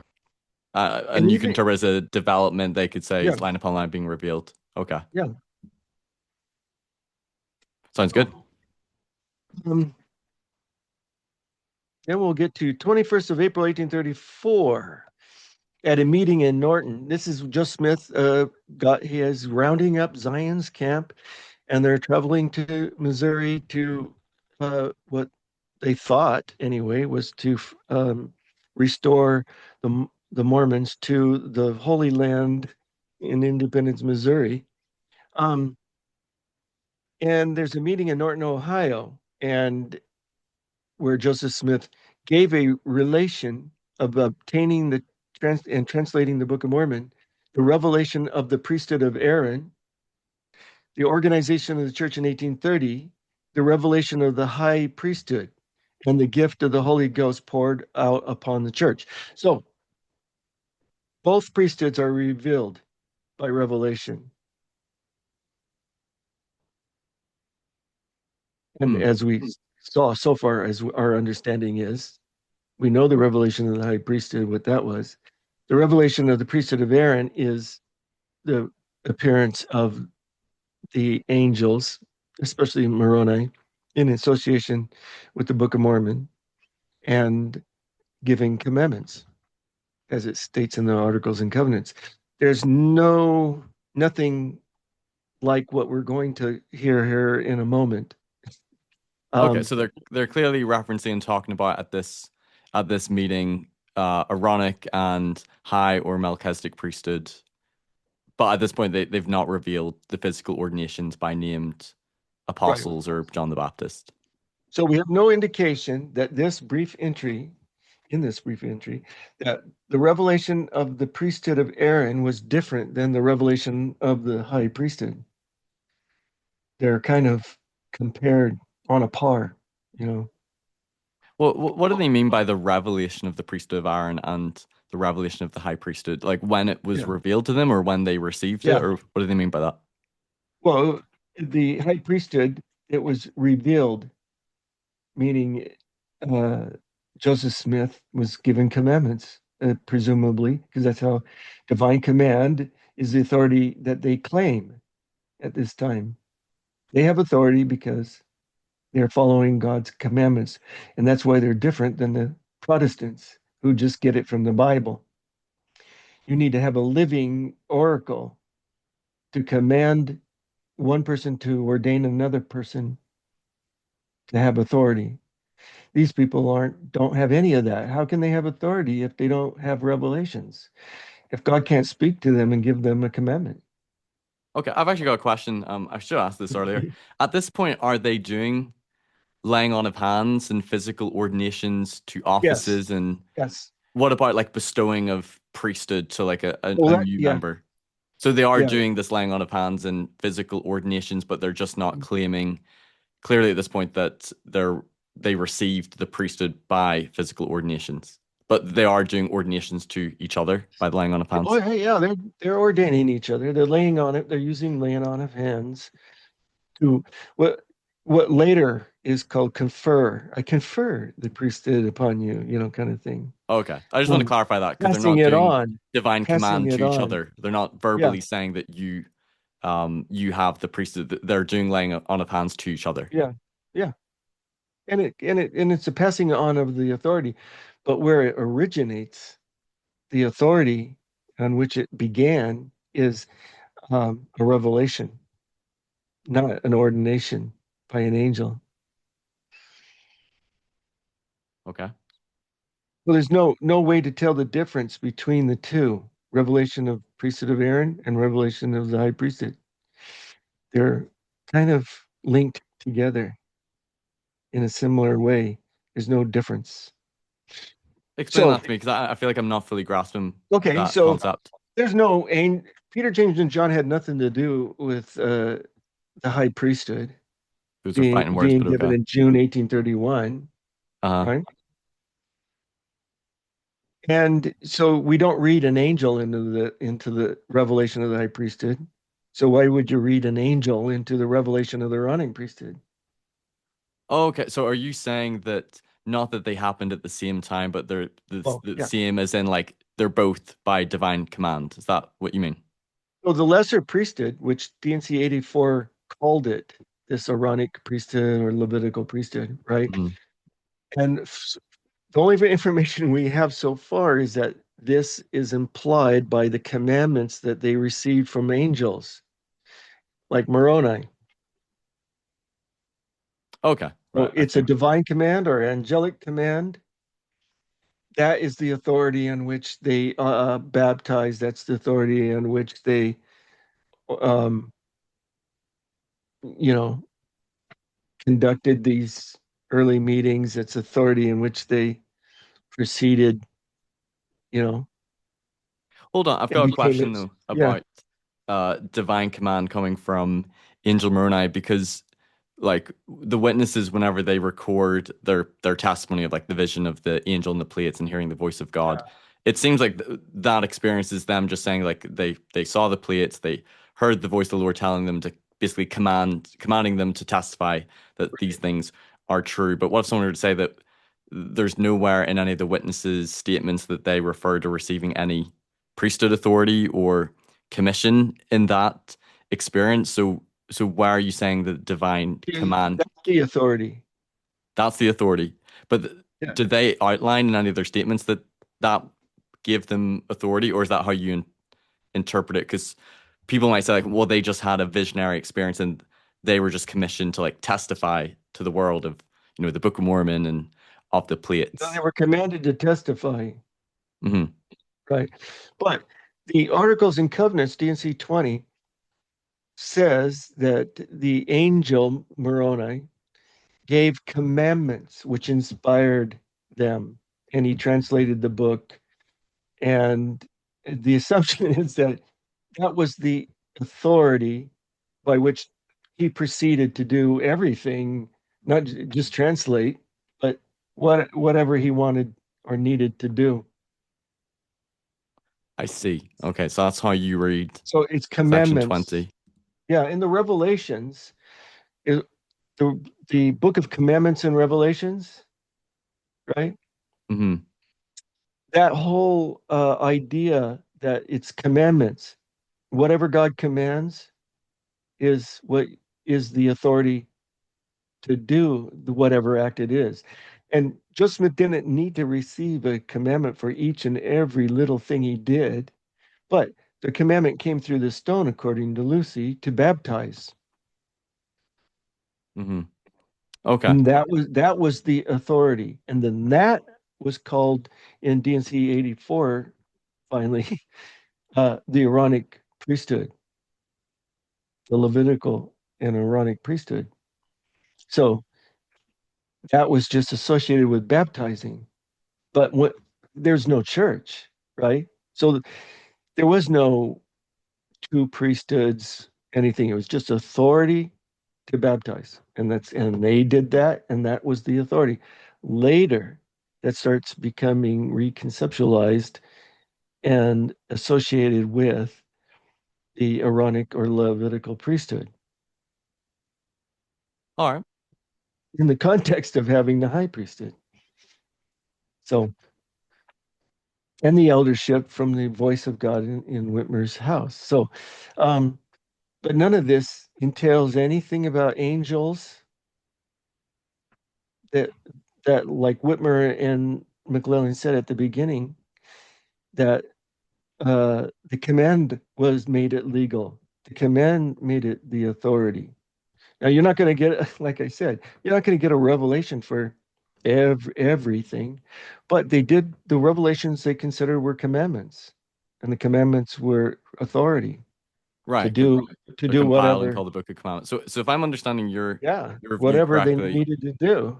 so you interpret the Angel Moroni experience that the witnesses had, three witnesses, that was them sort of given authority or commandments, and you also interpret when Joseph and Oliver go to the river to baptize each other, a divine command came through the Urim and Thummim, and also in the chamber of the Father Whitmer home, there was that divine command to ordain To each ordain other to each the other. eldership. So, Yeah. that's what you see as the divine command. Okay. Yeah. There's probably lots of them that don't, excuse me, lots of them that don't make it into uh, print or even writing, but that they come through Joseph Smith. as commandments. All right. So we get here this Norton statement is a brief statement written into the Kirtland Council Minute Book. Kirtland Council Minute Book. So from May to July 1834, Joseph Smith led the Zion's camp to Missouri, and it failed miserably, really.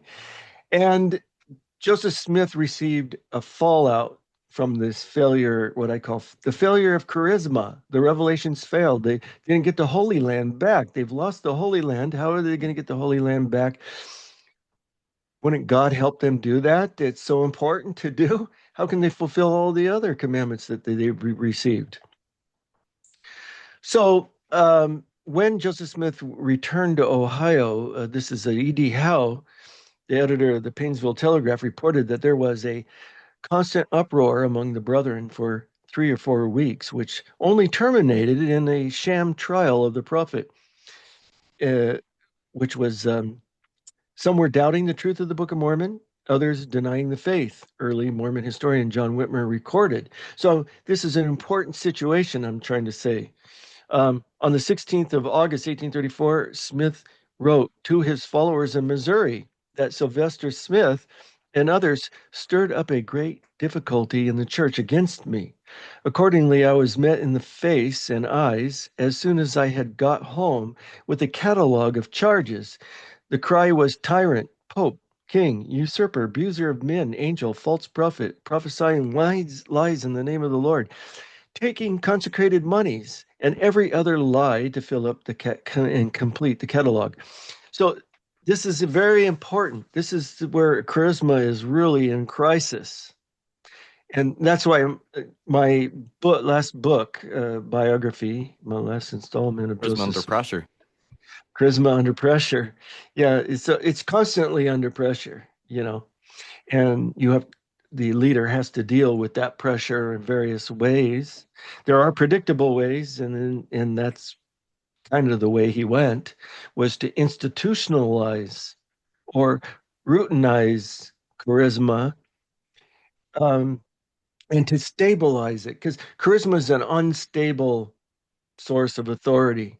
So you're saying the angel commanded you to do this and that's your authority. Well, Bishop Partridge could theoretically have an angel appear to him and command him to do certain things, and then where are you going to be then?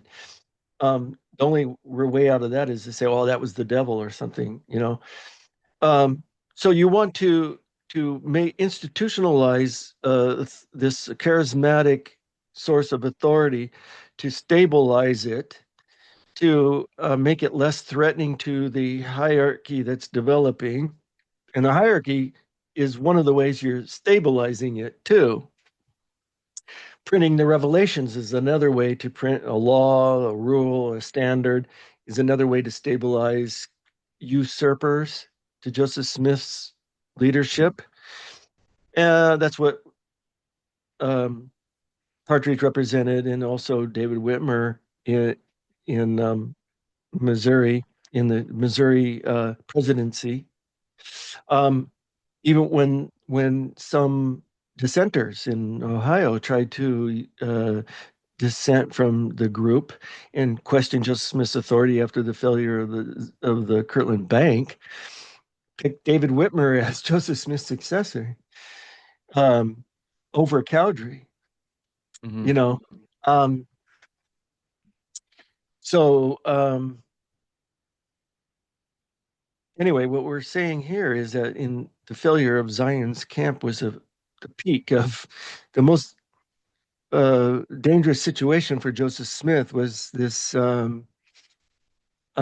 failure of the prophecy to regain the Holy Land, to build a temple in Independence, Missouri for Jesus to return to. And this was a huge crisis for him to overcome.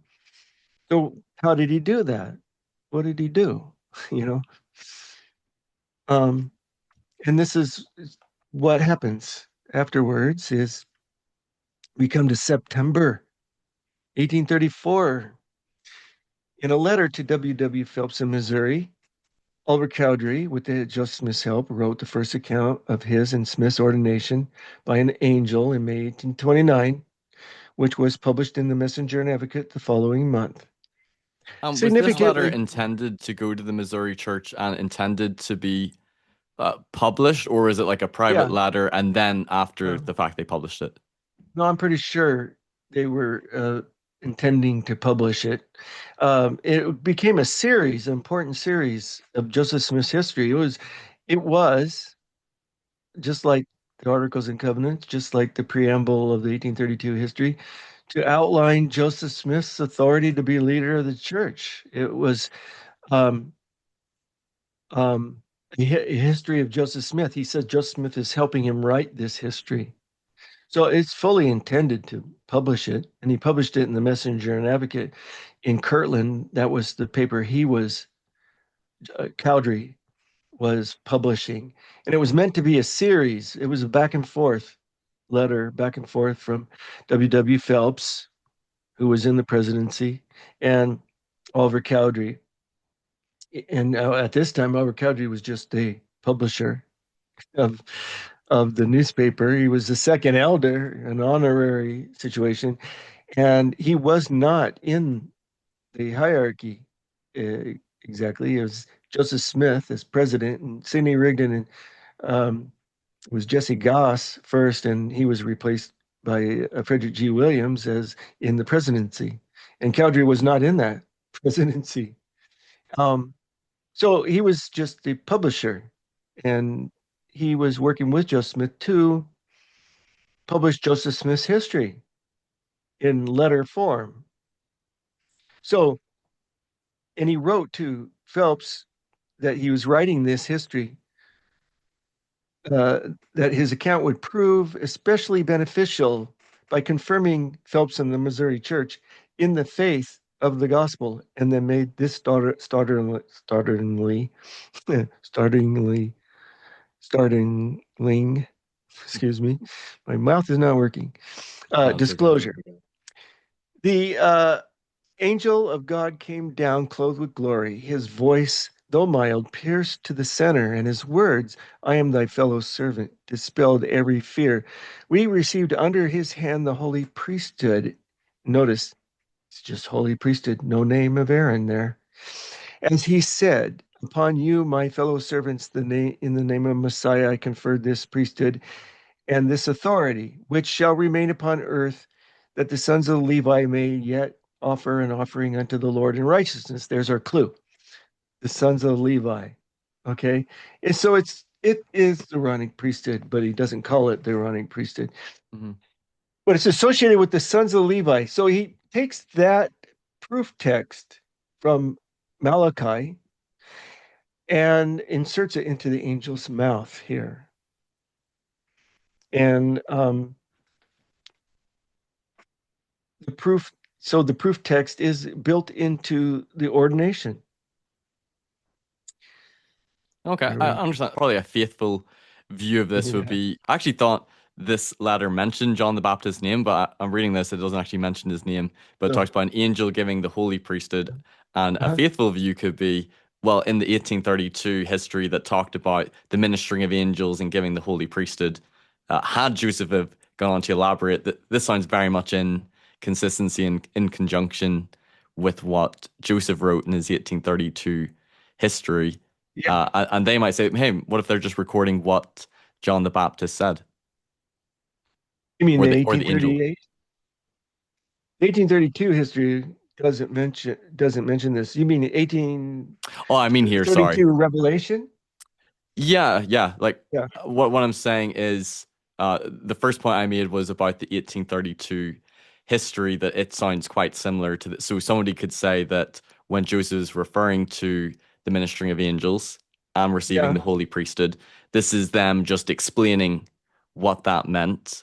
And then when, it's quoting about the sons of Lehi may yet offer an offering unto the Lord in righteousness, a believer would just say they're just recording what that angel said to them later down the line. Right. Well, so though, far as the texts that we have and the unfolding, and nobody knows about angels yet until right now. This is it. This is where Whitmer and everybody hears about it because it's trying to confirm them in the faith. Um, it inserts the proof text from our DNC 84, 1832 revelation into the text that the angel spoke. That's the So you would see order as it's in which retrofitting that back. yeah, the faithful might say, well, the angel said it, and therefore the revelation reflected it, right? And then this just is an account of what the angel said.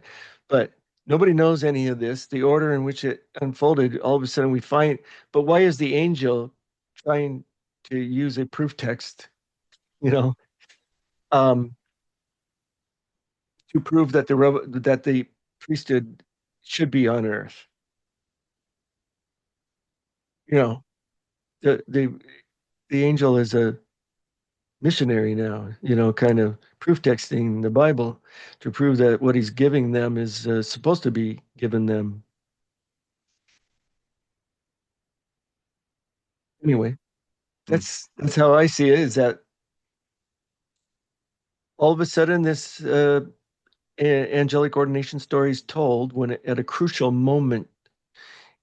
And what this does is make it harder to break off from Joseph and Oliver now, because they are now in a chain of ordinations. You know, they're in a chain of ordinations that they very difficult to break a chain. And then, like the Protestants, when they left the Catholics, well, where do you get your authority? They can't say, Peter. No, you're excommunicated. What are you talking about? So um, now it can't be charismatic where an angel comes and tells somebody you have authority to break away from the Catholics. Um, no, they claim it from the Bible. Mormons claim it from direct revelation. That's a restoration of a type, right? From an unbroken chain. You no longer need the chain because it starts over with an angel. Um, but here, these Bishop Edward Partridge or whoever wants to say, uh, we have authority, our God has given us authority. Well, what authority? You don't have any authority. You got it from this chain coming down from Joseph Smith, and you just broke it. You know, you just broke the chain. So where's your authority now? Mm. Oh, Okay. there's a quote. I should have probably gathered it, but I think it's Brigham Young talks about this broken chain of authority in apostates and usurpers, people that tried to do it, and then they broke the chain, and he called on the chain analogy. So anyway, So you that interpret that that as in 1834 in this letter, they're drawing upon the text in Doctrine and Covenants 84 about this. So you're sort of saying they're retrofitting this back. Obviously, a faithful view might say that no, the yeah angel really said it. Maybe then the revelation Doctrine and Covenants 84 was received, and then after that, they're then relating what was said. yeah. Well, in my interpretation is that they've invented this angel in order to do what it did, is to confirm them in the faith, to draw them under more under Joseph Smith and now Oliver Cowdery's authority, to make it harder for them to break off and claim their own authority. Um, And this makes it more physical, that it's more based on succession. So if there's any people who break off, they've broken off from the chain of succession. right. But they also wouldn't, it would tend to draw them underneath and not think that they have this charismatic source of setting up their own authority or reinterpreting the spiritual sense of authority by divine command. I Divine see. command can come from anywhere, It's very dangerous, unstable source of authority. which Joe Smith has run out of room for that. But um, charismatic authority is inherently unstable. Um, so let's see. We covered that. Now, the only thing is that Cowdery has risen in prominence as a co-receiver to this special authority. And like I said, he didn't have any. He was not up there with Joseph Smith and Sidney Rigdon and Frederick G. Williams. He was a printer, right, and an editor of the Messenger and Advocate. So that's an important change that takes place in this or in telling the same angelic story. Changed the dynamic here. I don't think Joe Smith wanted it, but it was what worked at this point. So what we see the aftermath of this is that on the 5th of December, 1834, Cowdery was ordained as an assistant or co-president by Sidney Rigdon. In Joseph Smith's large journal that Cowdery recorded, Smith ordained him to the office of assistant president of the high and holy priesthood in the Church of the Latter-day Saints, and then explained, it is necessary for the special benefit of the reader that he be instructed into or concerning the power and authority of the above named priesthood. First, the office of president is to preside over the whole church. Second, the office of assistant president is to assist in presiding over the whole church and to officiate in the absence of the president according to his rank and appointment, viz., President Cowdery first, President Rigdon second, and President Williams third, as they were severally called. Note that these counselors were not ordained in that order, and that Cowdery was last. Concerning his sudden rise to the second highest office in the church, Cowdery um, went on to explain, the reader may further understand that the reason why High Counselor Cowdery was not previously ordained to the presidency was in consequence of his necessary attendance in Zion, Missouri, to assist William W. Phillips in conducting the printing business, and that this promise was made by the angel while in company with President Smith at the time they received the office of the lesser priesthood. And further, the circumstances and situation of the church requiring Presidents Rigdon and Williams were previously ordained to assist President Smith. So it's trying to excuse why Cowdery waited so long to be ordained as co-president of the church. Why it took 5 years. Why it took 5 years. And I would say it's very suspicious for him to claim that John the Baptist told them about the high priesthood and the presidency of the high priesthood in May 1829. That's just not really credible.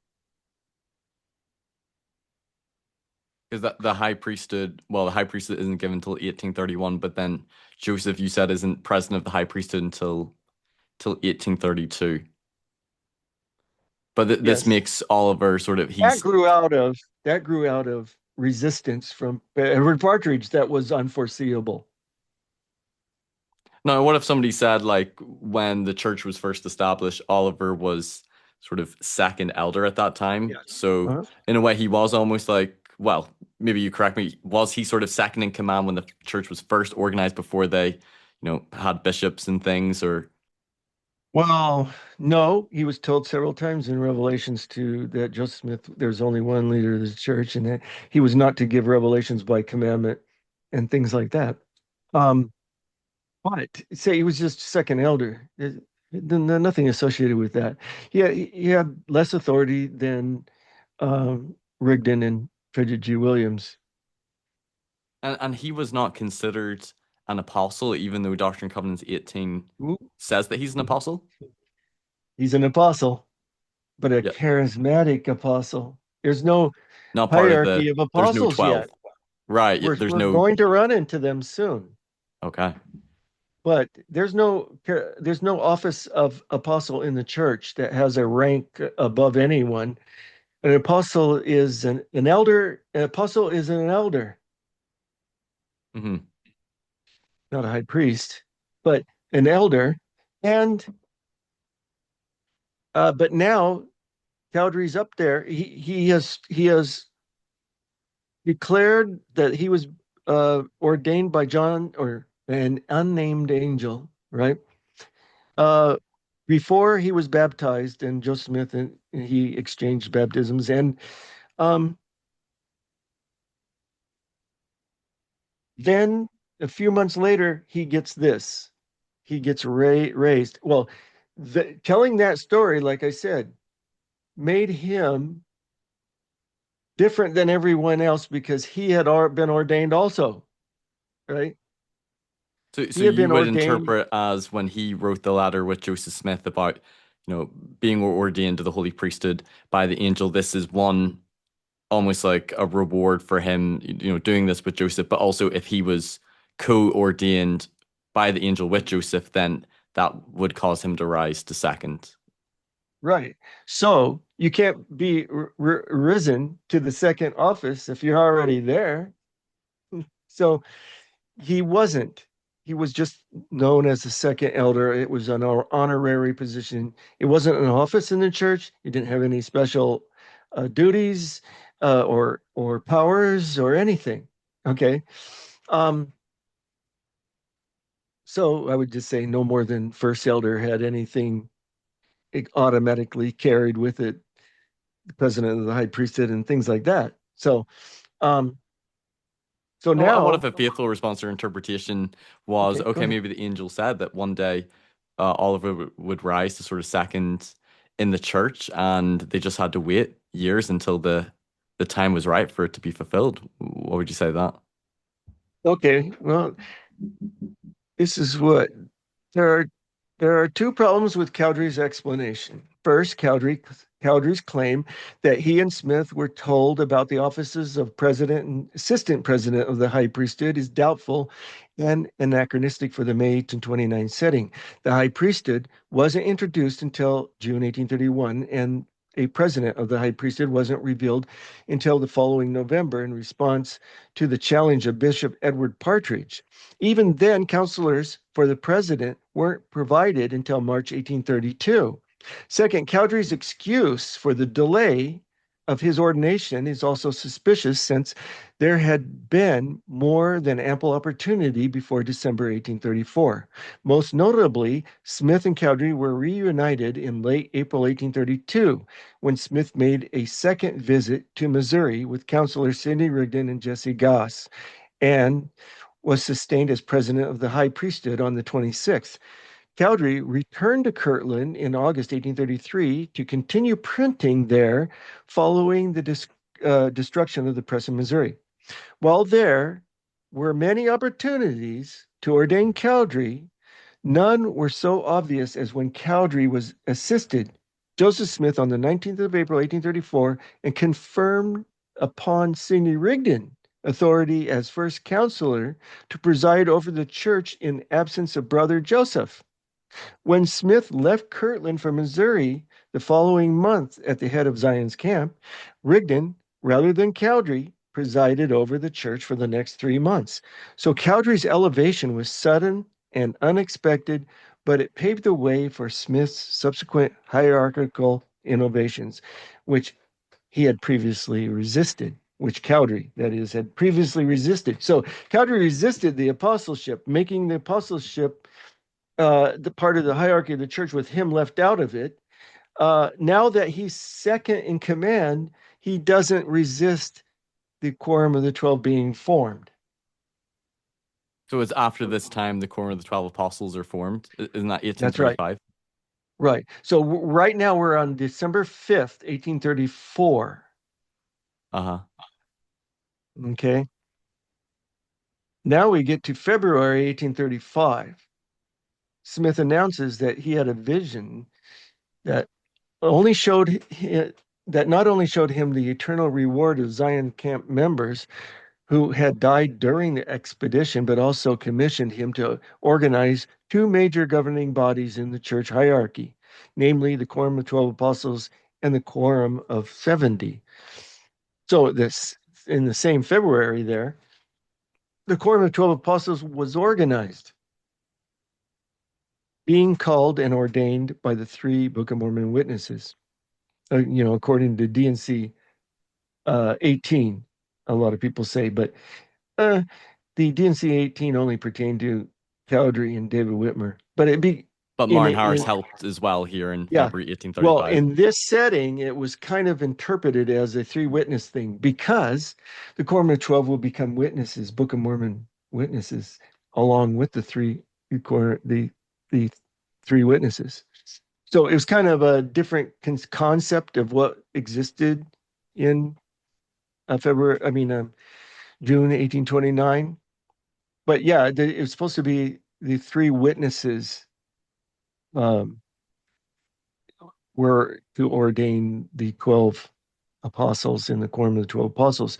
And that's why Cowdery says when he's telling the 12 about the ordination and their duties, you have been ordained to this holy priesthood. You have received it from those, the three witnesses, who have the power and authority from an angel.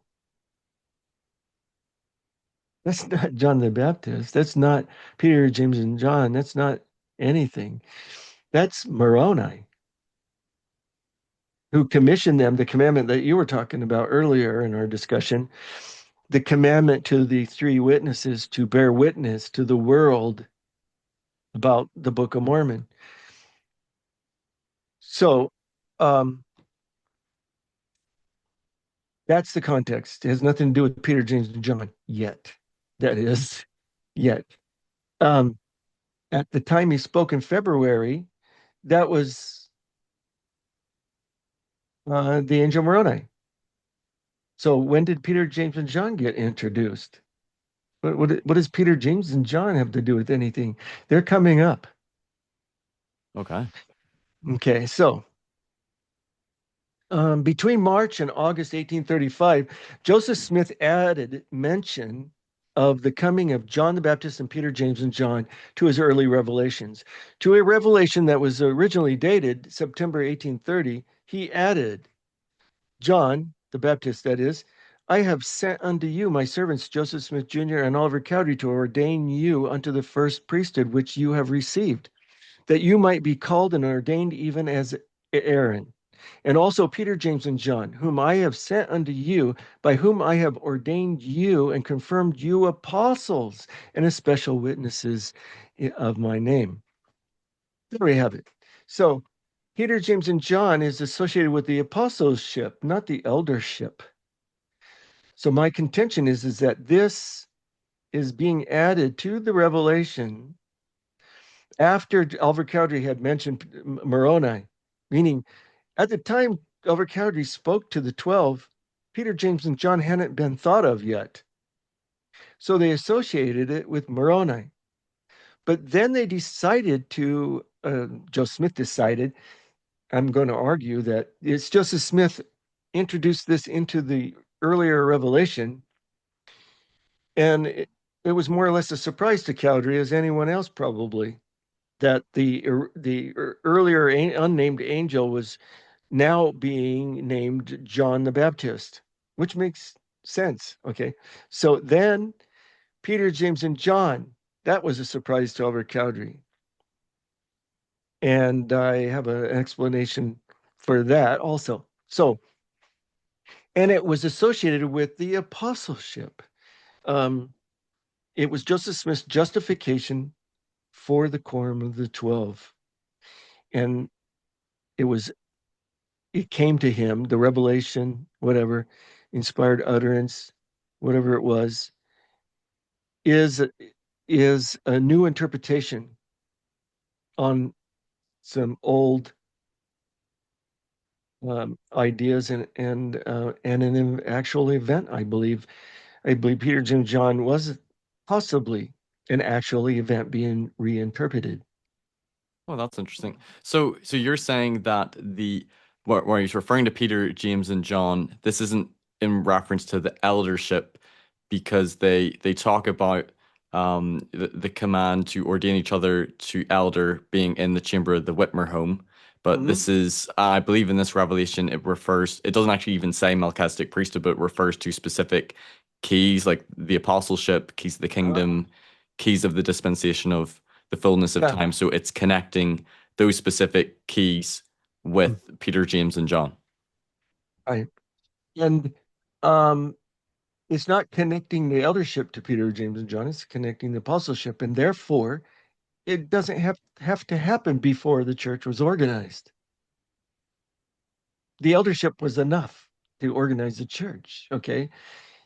Um, at the time and in later conceptualizations of it, the eldership was enough to organize the church. You didn't need Peter, James, and John. So let's see. And am I right? I remember reading in your article that you date the experience of Peter, James, and John likely being in like May 1830. Was it May or June 1830? So like June, July, sorry, early July 1830. I date the visit of Peter, James, and John of three angels, unnamed angels, actually, three because unnamed angels that were later reinterpreted to be Peter, James, and John. when I've looked at faithful scholars, they interpret within a narrow range because there's no specific date given for Peter, James, and John being at some Right. point between like or mid to like late May 1829. But you Yeah. say it's more Because they're trying to force it bef they're using later conceptualizations of what an apostle is and trying to force it into this early time period to make sense and harmonize it with the later understanding. Hmm. But They're doesn't not also in unfolding it. section 128 in that letter Joseph wrote, does he not put Peter, James, and John before, sort of in the chronology or the timeline before the chamber of the Father Whitmer home? So that could be possibly why they're, No, dating it before then. Does he not? no. You sure? We'll get to that. We'll Okay. bring this back up when we get to that. Okay. We'll talk about that. Okay. Um, So it is therefore seems probable that the idea was invented and added to Smith's early revelations sometime after the 21st of February, when Cowdery told the apostles that their authority came from Moroni, and before he left Kirtland in August 1835. That's why I have those dates up here. Um, Now we get to September, October 1835, and this is quite complicated because it gets intertwined with the Book of Abraham chronology, which a lot of historians haven't worked out very well in my mind. Um, but in September and October, he's writing in the Patriarchal Blessing book, and he's copying Joseph Smith's 1833 blessings and Joseph Smith Sr.'s 1833 blessings to his family into the Patriarchal Blessing book. And he writes an introduction to these blessings. And he alludes to the record of Joseph. And as you recall in the Book of Abraham materials, uh, that Joseph Smith said one scroll was the record of Joseph, ancient Joseph, and the other one was the book or record of Abraham. And Cowdery was really enthralled with the record of Joseph in December 1835, which is just a month after, 2 months after this. Um, he describes the record of Joseph and that there was the depiction of the three in one Godhead and the pillar of Enoch, and he's describing what we know as the scroll of Tasheret Min, uh, rather than the horror book of breathings. He's describing the book of the dead by for Tasheret Min, and um, that's supposed to be the record of Joseph. Now it gets kind of funny here, but The first three verses, as I reconstruct the timeline for the Book of Abraham, the first three verses that talks about Abraham inheriting the high priesthood through his fathers is in W. Phelps's handwriting and is the earliest portion written.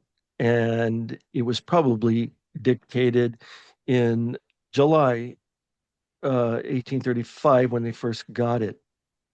The rest of the Book of Abraham is written in Warren Parrish's handwriting and Frederick D. Williams. But Warren Parrish wasn't even hired as a scribe until the end of October 1835.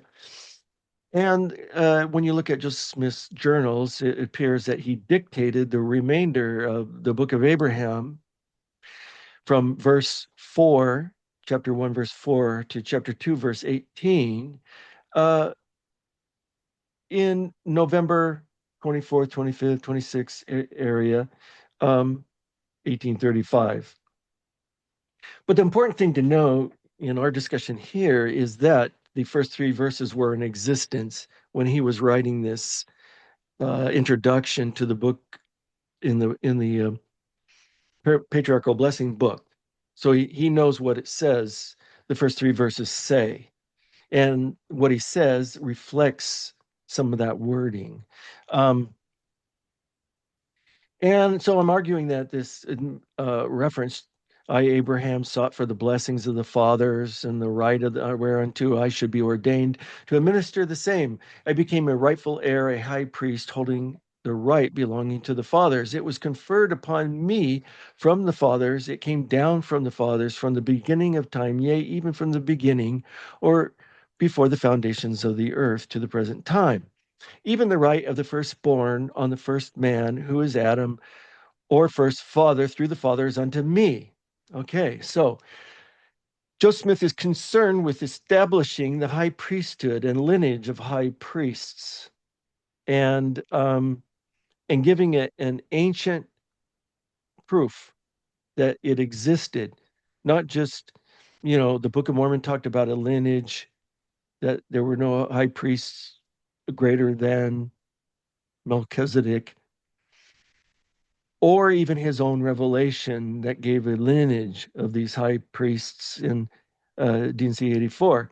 He wants to give it, here's an actual ancient text where Abraham talks about being a high priest and having it handed down from Adam. Now, Cowdery, in his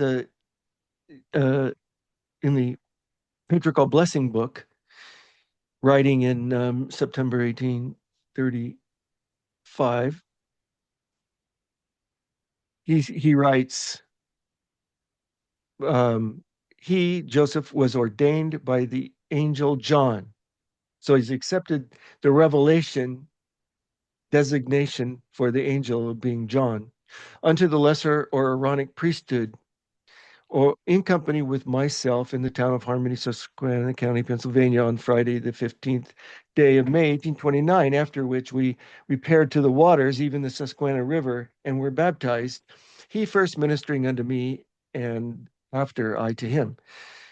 So uh, the point here is that he's borrowing that he has the name of the angel. But he's saying that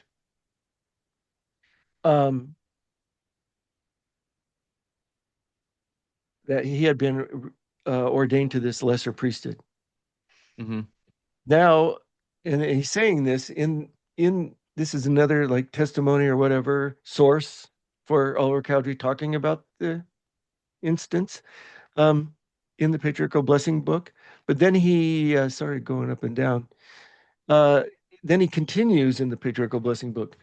But before baptism, our souls were drawn out in mighty prayer to know how we might obtain the blessings of baptism and of the Holy Spirit according to the order of God. And we diligently sought for the right of the fathers and the authority of the holy priesthood and the power to administer in the same, for we desired to be followers of righteousness and the possessors of greater knowledge, even the knowledge of the mysteries of the kingdom of God. So you see this language from the Book of Abraham being reflected in this introduction. So and the similarity is obvious. Right. Then he Yeah, gets, he's drawing upon the Book of Abraham language. yeah, Now, what if somebody were to say that, well, maybe Joseph and Oliver did desire the authority to baptize, so yeah. that could be true. But maybe at this time, because of, the translating of the Book of Abraham, what if Oliver is just incorporating some of that, phraseology or terminology in his reminiscence, but they still could have, been seeking or desiring it, but maybe they wouldn't have used that language or vocabulary, back in 1829.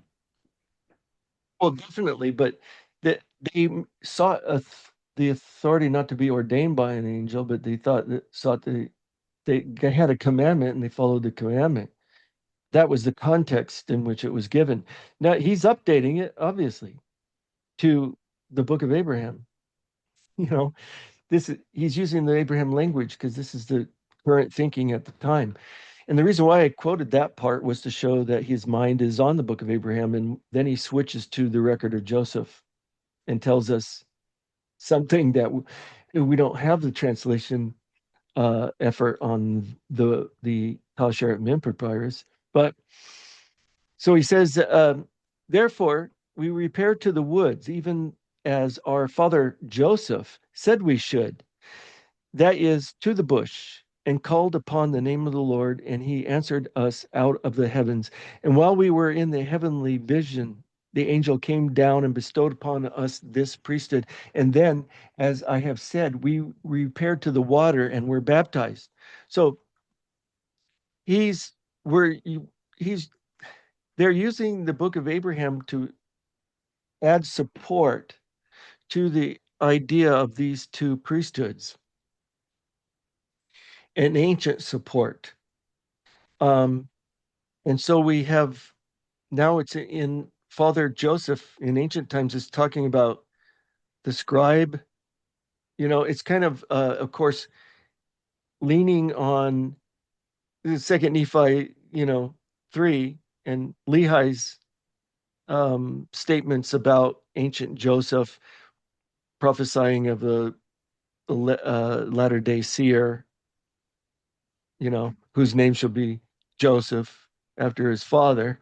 And so it's leaning on that, but it's using these scrolls as another proof text that there was an ancient prophecy, not only of the Book of Mormon and this ancient seer and the scribe who shall sit with him, right? But also it's uh, adding another element of priesthood to Joseph's prophecy, not just translating the Book of Mormon, but now Joseph also, Lehi didn't mention this, but Lehi also talked about the restoration of two priesthoods. Um, uh, Wait, Lehi okay, did? so Lehi talked about the latter day seer that ancient Joseph prophesied about, right?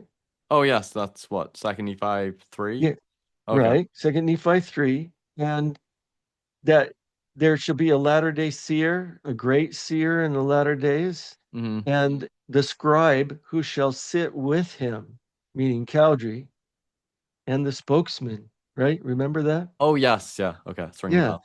So Lehi talked about Joseph prophesying about the latter day seer, but only in the sense of translating the Book of Mormon. Um, but didn't talk about restoring two priesthoods. So what is happening here is that Cowdery is adding to Joseph's ancient prophecy through this scroll, the second scroll that they have in their possession now. The first one talked about Abraham and his getting the high priesthood through a lineage back to Adam. And now the scroll of Joseph, according to Cowdery, is talking about receiving the priesthood, that the scribe and the seer receive the priesthood. And it's kind of expanding Lehi's prophecy. That, Wait, so that just so I'm understanding this, you're saying that yes. Oliver Cowdery here is Mhm. quoting from supposedly the book Joseph, which we don't Mhm. have Right. the translation of that, but you're saying that Oliver's saying that on the Book of Joseph, it's prophesying about not just Joseph Smith being this Latter-day Seer and having this scribe, but that they would both receive the priesthood. Right. Oh, okay. Very specifically. I mean, after all, Lehi said that Joseph would be named after his father, you know. So that was specific also. And this is also gets really And what's the specific. source that Oliver's quoting this from? I Okay. think I missed when you said Well, this he's was. not quoting, he's saying it. Or what? This is an introduction Yeah. to 1833 patriarchal blessings that Joseph Smith and Joseph Smith Sr. gave their families, and Oliver, and a blessing Joseph Smith Jr. gave to Oliver Cowdery in 1833.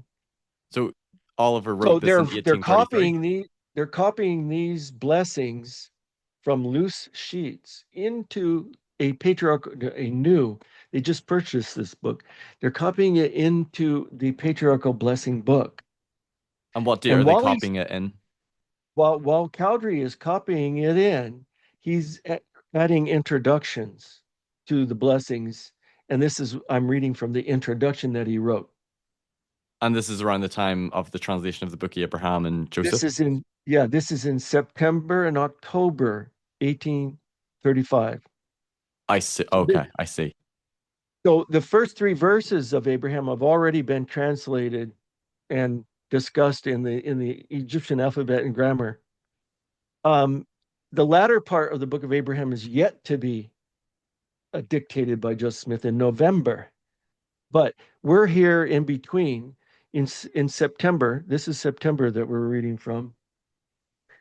Um, And Oliver Cowdery is adding these introductions to the blessings that he is copying, and he's changing the blessings, by the way, just like the earlier revelations were added to as they were republishing them.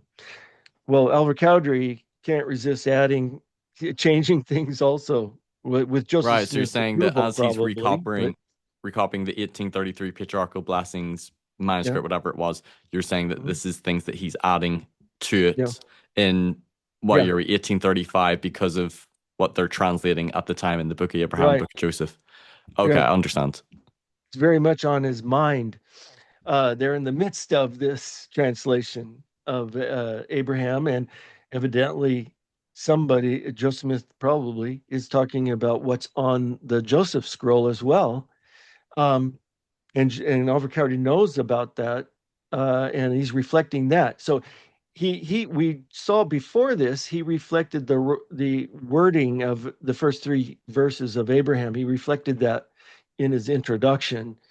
Now he's still in the introduction. Now he's going to reflect the other scroll that we don't have any record of, but he knows about. And he says, therefore, we repaired to the woods, even as our father Joseph said we should. That is to the bush. So evidently the wording had something about a bush in it. And called upon the name of the Lord, and he answered us out of the heavens. And while we were in the heavenly vision, the angel came down and bestowed upon us this priesthood. And then, as I have said, we repaired to the water and were baptized. So what he's saying is that I just told the church a year earlier about this angel appearing. Um, Now I'm reflecting. Did you know that ancient Joseph actually predicted that that would happen? So remember, as I mentioned before in Joseph Smith's large journal, I was a little skeptical of this angel. John the Baptist told them about the presidency of the church, and Oliver Cowdery would be co or assistant president, and that was a prediction from the angel, you know. Well, now it's a prediction from ancient Joseph. So to me, these are little um, incredible, you know, incredible claims. that kind of makes you wonder what's going on with these stories as they're developing. Maybe they're developing a little too far, you know. And these weren't, of course, published during their lifetime. It was only because we have access to these documents now that we Yeah, see I'm not this even kind of stuff. too familiar with that source. I Yeah. think I probably read it or glanced through it in your article, but that's one that I've not actually really encountered before. Well, it takes a while to get all this stuff in your head. Yeah. Mormonism is a very complex subject. Oh, it's an endless rabbit hole, isn't it? Yes. Yes. Oh, so we have this, and it gets worse. I say worse. Dan, just to pause you a wee sec, I probably only got maybe like 30-ish minutes left. Do you think we could Okay. squeeze it in that time, or do you Yeah. think we should do a part two? No, I think we can do it. We'll Okay. try. And I wanted to ask you like some wrap up questions at the end, but okay, we'll try to Yeah. get through what we can. Yeah, you can do the wrap up before we do the first vision, maybe, kind of Yeah, a thing. yeah. We can see how time goes. So then Cowdery writes, after this, we received a high and holy priesthood, but an account of this will be given elsewhere in another place, which evidently was not given for so far as we know. Um, then Cowdery, according to Cowdery, Joseph Smith concluded the blessing on him in 1833. Cowdery added some words to that, even the blessing that Joseph gave Cowdery, okay, in 1833. And this is the October when he's writing this. These blessings shall come upon him, Oliver, according to the blessings of the prophecy of Joseph in ancient days, which he said should come upon the seer of the last days and the scribe that should sit with him, and that should be ordained with him by the hands of the angel in the bush unto the lesser priesthood, and after received a holy priesthood under the hand of those who had been held in reserve for a long season, even those who received it under the hand of the Messiah, while he should dwell in the flesh upon the earth, and should receive the blessing with him, even the seer of the God of Abraham, Isaac, and Jacob, saith he, even Joseph of old. Amen. So, given the preceding reconstruction, Joseph Smith could not have alluded to the ordination by an angel in the bush or unspecified apostles in December 1833, since the first had not been invented until September 1834 and the second until February 1835. So you see where I'm going with this is that they that Joseph Smith is at, or Cowdery and Smith together probably, are adding to a previous blessing, the actual blessing, words, just like they did the Revelations, words that just are anachronistic, um, and makes you question the the whole story of the angelic ordinations. It gets a little more messier than just you know popping in a brief reference in a updated revelation.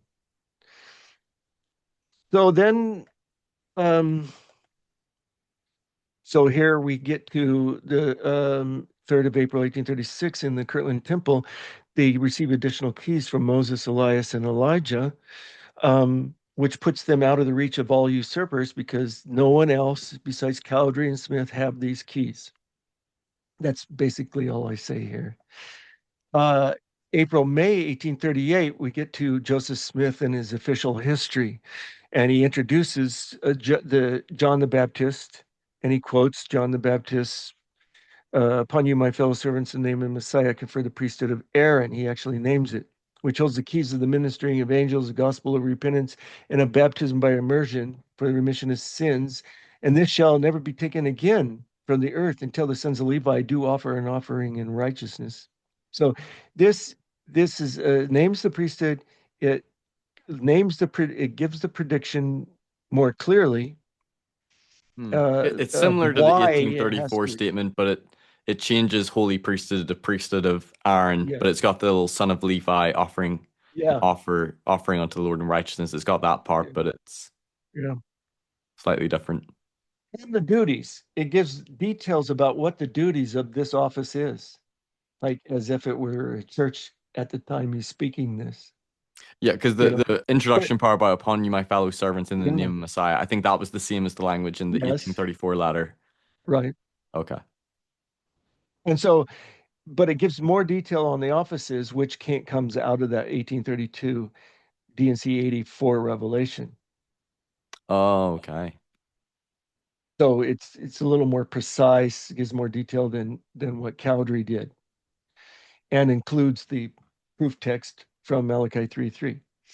Then perhaps explaining the late public disclosure. This isn't all that important, but they say they were forced to keep it secret because of persecution. But the persecution was in Harmony, and when they left Harmony and they went to Fayette, it was a more friendly neighborhood, even according to Smith. So there's no justification to keep it secret from the believers there, and later in the church, and to withhold it from people that involved with the founding of the church, and especially the leaders of the Missouri church. I that I don't think that where he says that the persecution that caused them to withhold the information is quite a good answer of why it wasn't revealed until 1834. I've got a couple of apologetics Okay, that kind of relate to okay, this statement that I'm curious to get your quick thoughts on. So one is coming from Richard Bushman, and comes from his book Rough Stone Rolling. But he says when it comes to, you know, the first vision, he doesn't appear to tell his family about it, and he only talks about his visionary experiences whenever he's sort of expressly told to. So, for example, when it came to the angel Moroni, the angel told him, you know, go tell your family, and then when it came to the three witnesses, they were commanded to, you know, testify unto the world. So, what do you think of someone saying that? Um, Perhaps they were, you know, forced to keep secret because of persecution, as Joseph's did, or they just weren't expressly commanded to talk about it widely. And Joseph tended to keep his visions more to himself. And I think, was it Kevin Barney? Barney wrote about that when yeah, the Kirtland dedication happened in the reception of the priesthood keys, that we do have a contemporary journal account in Joseph Smith's journal about them receiving it, but Oliver and Joseph don't really talk about it publicly very widely after that. So isn't that not precedent to that? They wouldn't always go publicly and speak widely about their visions, and if they weren't expressly commanded to, that could be an yeah. explanation why they kept it secret or confidential. What do you think about that? Well, we don't know how much they were talking about it. We only know what was written, and when and how and all that stuff. So we have a scanty record of. We can't say they can't wasn't talking about it. Barney tries to say that they didn't at all talk about Talking about, oh, the Kirtland the Temple, do you mean? temple, yeah, the Kirtland temple thing, or anything. I believe there was a whole host of visionary experiences that we don't know anything about, right?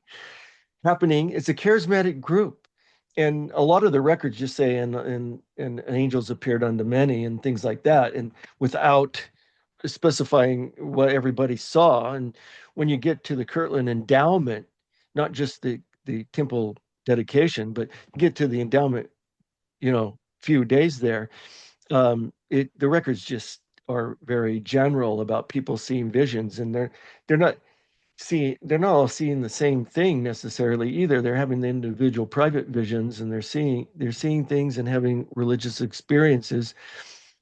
And I believe there's a lot, as I will argue, there's a lot of things, a lot of happening. We only know about a lot of them incidentally. Uh, Later, David Whitmer talks about seeing various angels at various different times besides his witness of the plates and the angel. He had other experiences. Um, and But other people what did if too. someone were to We say, wouldn't even know about Mary Whitmer seeing having visitation and seeing the plates if it wasn't for her grandson talking about it later in the decade. I mean, in the century, really. So there's a lot of things happening, but we can't say they didn't talk about. That's an hmm, argument from silence. uh, Barney tries to make an attribute that Joseph Smith, was so sacred, and that's why he didn't want to talk about it. Yet he did tell his first vision according to the 1838 account, which I don't really believe, but Barney has to deal with anyway, is Joseph Smith saying that, he was persecuted for telling his first vision, but he told it. It's too late. He told it. Um, but his family didn't talk about it. Does So you have that, and then his family not talking about it as evidence that he didn't talk about it. What are you going to do? So I think it is an apologetic, weak apologetic response So you to don't think say, it's an equivalent to say that, well, Joseph and Oliver didn't speak too much publicly about the 1836 priesthood keys? Because some might say if we didn't have that recording in Joseph Smith's journal, so we know contemporaneously it was written down by, was it Warren Cowdery, his scribe? But if we didn't have that, then somebody could say, could you not then claim that this is similar to the priesthood restoration that, oh, it was later spoken about because Joseph and Oliver didn't talk widely or publicly about it, and maybe that's just how Joseph or Oliver felt about their visionary uh, experiences, bar the witness of the gold plates experience because they were expressly commanded to right. testify of it. But when it came to priesthood restoration, the argument might be similar to the restoration of priesthood keys. They weren't expressly commanded to talk about it, and Joseph and Oliver didn't talk too much about that visionary experience and could not have been similar when it came to the priesthood restoration. Well, they didn't talk about a lot of the visions that we do know about, like, Sure, uh, yeah. So yeah, that would be Satan another. appearing on the waters of the Missouri River, kind of a thing, and uh, so they don't talk about a lot. But the appearances in the Kirtland Temple were talked about. That we have several accounts of people mentioning, parts of that claim, that experience. Um, but it was known. It's just that it wasn't well publicized. I don't think that's the criteria, and in which to make an assumption about Joseph Smith wanting to hide revelations. It doesn't make any sense to hide the angelic ordinations. I mean, David Whitmer and McClellan didn't hear about them. That's something important that shouldn't be brushed aside because you have some theory that it was too sacred to mention.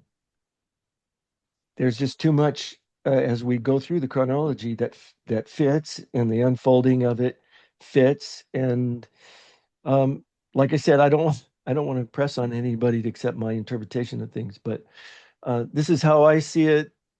This is why I don't buy a lot of the apologetic responses.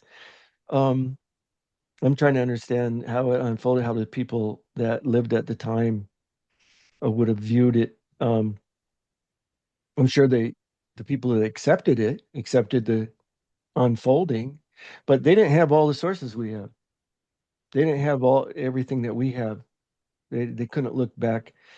They didn't know what people were saying that weren't published or around, or were published in places far from them, actually. So um, anyway, I think we should press on. Yeah, let's press on. Um, try to get to the favorite part, Peter, James, and John, and what's the date of this and why, So when we get to his 1838 history, uh, John the Baptist only says that he was acting under the direction of Peter, James, and John, who held the keys of the priesthood of Melchizedek, which priesthood he said would be in due time be conferred on us, and that I should be called the first elder of the church, and he, Oliver Cowdery, the second. So this doesn't say Peter, James, and John would ordain them. It just says John was acting under their direction. We read into it, oh, that's talking about the ordination, but it doesn't. It just says John the Baptist was acting under their direction, and that they held the keys of the priesthood of Melchizedek, which priesthood would be conferred on them, and that they would be the first and second elder, which happened in David Whitmer's house, in Peter Whitmer's house, by the command of God. It had nothing to do. It was the eldership, had nothing to do directly with Peter, James, and John. There may be an intentional wording here to lead certain people to read it the way that it's traditionally being read, but it doesn't say that. It doesn't say Peter, James, and John ordained anybody, and there is no in the history of the church, there is no account of their visitation.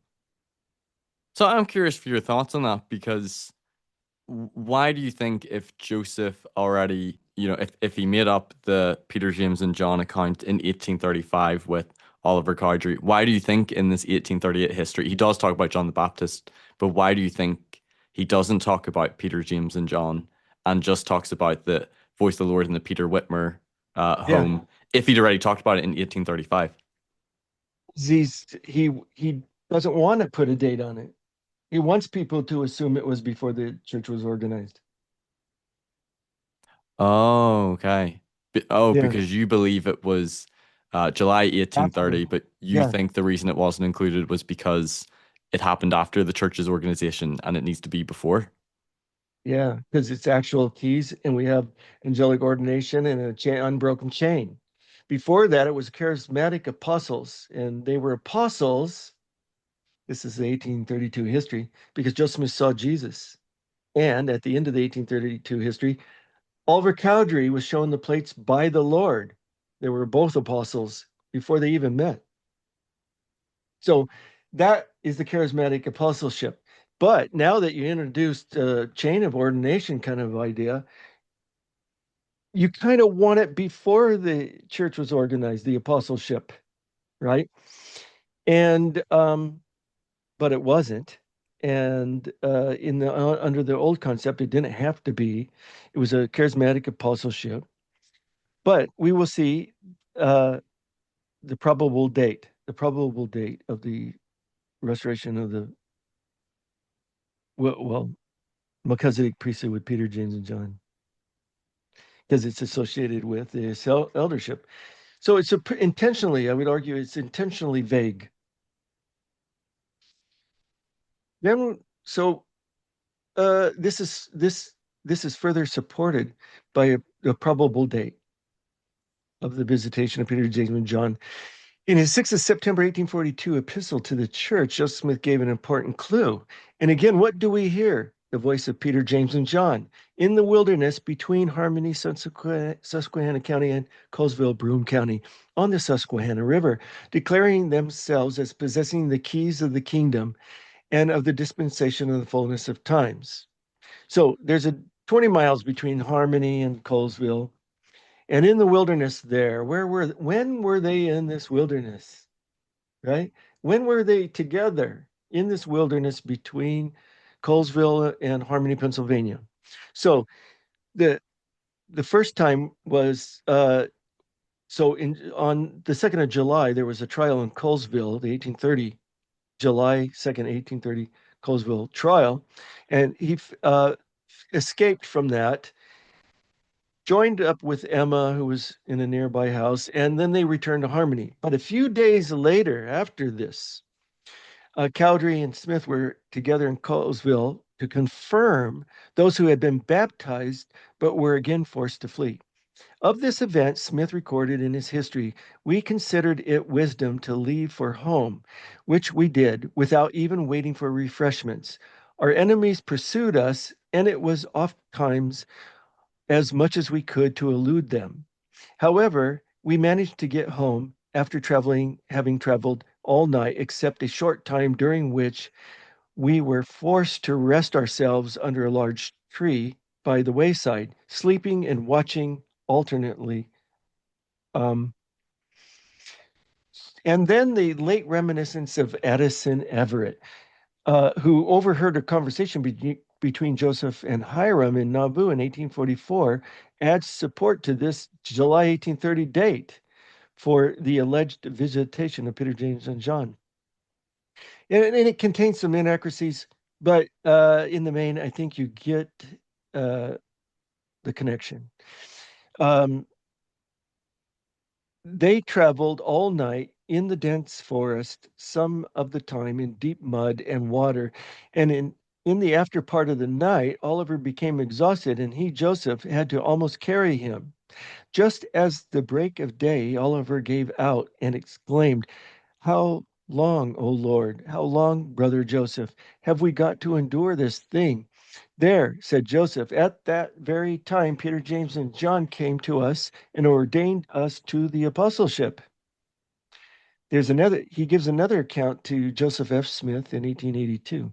Just uh, this moment, Peter, James, and John came to us um, and ordained us to the holy apostleship and gave unto us the keys of the dispensation and fullness of times. And we had some 16 or 17 miles to go to reach our place of residence. And Brother Oliver could travel as well as I could after the endowment of the apostleship I had. Now, as to time and place, I heard the name of the banks of the river, Susquehanna River, spoken of, but where it was placed, I cannot tell. As to the time, I cannot be very exact. So some Mormon scholars have resisted this dating because they assume reference to Smith and Cowdery's as apostles in the Articles and Covenants, D&C 20, implies the ordination of apostleship had to already have occurred. However, they are confusing the restoration of the eldership, which included the apostleship, as stated in the articles, as well as the charismatic calling of apostles through visionary experience, as in the case of Cowdery and David Whitmer, D&C 18, with the office of apostle in the quorum of the 12 apostles.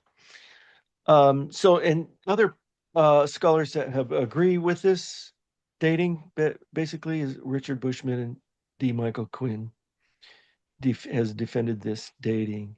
Um, so there, I believe, is the solution to when the Melchizedek priesthood was restored, kind of a thing. So could it Um, not work if it happened in May 1830? Could they not have been between Colesville and Harmony, on the Susquehanna River? Would that not have been geographically possible for it to have taken place in May they saw 1829? Or are you just saying this is a better fit with no, the time? they didn't. So this is what happens is so the baptism occurred on the 15th of May, Hmm. and by the 1st of June, they are Oh, they're up they in move. Fayette, New York. Yeah, at They the moved Whitmer to home. Fayette. They moved to Fayette. They don't travel to Colesville, far as we know. You know, far as we know, they don't travel. There's no need to go to Colesville. They're busy translating before Whitmer arrives with his wagon. So it doesn't really fit this time period, but it fits perfectly the early July time period. The descriptions between in the wilderness between these two places, Cowdery and Smith are together. Uh, and I would say that this description of Cowdery fits what I would say is a scenario, which is this is a I think I put it at the end. No, maybe not. Uh, in my book, yeah, there it is. In my book, Joe Smith, The Making of a Prophet, I suggested a solution, which was um, prior to Smith's 1835 expansion to D&C 27, it had not yet occurred to Cowdery or Smith that the angels were Peter, James, and John, or that it constituted a restoration of priesthood authority. The introduction of these new elements has clouded the story and made it difficult to reconstruct the original thread of experience. Nevertheless, given the already existing folklore concerning the three Nephite disciples, the explanation for how David Whitmer's field was mysteriously plowed, for instance, it is probable that Cowdery originally interpreted the vision in this light. Furthermore, Smith and Cowdery seem to have understood the vision in terms of a blessing of comfort and strength that helped them endure persecution. One can imagine from the existing evidence that Cowdery's vision, which he presumably experienced alone, was induced by life threatening stress, exhaustion, food and sleep deprivation, and dehydration. These are known to cause hallucinations. While these conditions were conducive for hallucinations, they were not imperative, since Cowdery had already demonstrated a propensity for visions. Regardless, Smith simply inserted himself into the experience as one who saw the personages along with Cowdery. and used it to justify the 1835 ordination of apostles. No one apparently noticed that the July 1830 vision post-dated by a year Smith's initial attempt to establish a quorum of 12 apostles in D&C 18. So what I'm suggesting is that from a naturalistic point of view, that Cowdery could have had this experience. They could have been unnamed angels, and that they interpreted this as the three Nephites on their own, and that Joseph Smith drew on this later and put it into his expansion of the revelation in D&C 27, where he says, and Peter, James, and John, whom I sent to you, that was a surprise interpretation to Cowdery. That was the prophet has taken the experience and reinterpreted it. And Cowdery, in his mind, knew about receiving a blessing from three angels. And that his understanding was that it was the three Nephites, possibly, and that Joseph Smith reinterpreted it. Okay, so you're not arguing that the Peter, James, and John narrative is necessarily a complete invention that Right. Oliver and Joseph sort of conspired together to come up with. You're proposing that there could have been some sort of hallucination that he Yeah. had of three angelic messengers, but later on, Mhm. Joseph is stating that it was Peter, James, and John. Now, you don't argue this with the John the Baptist experience?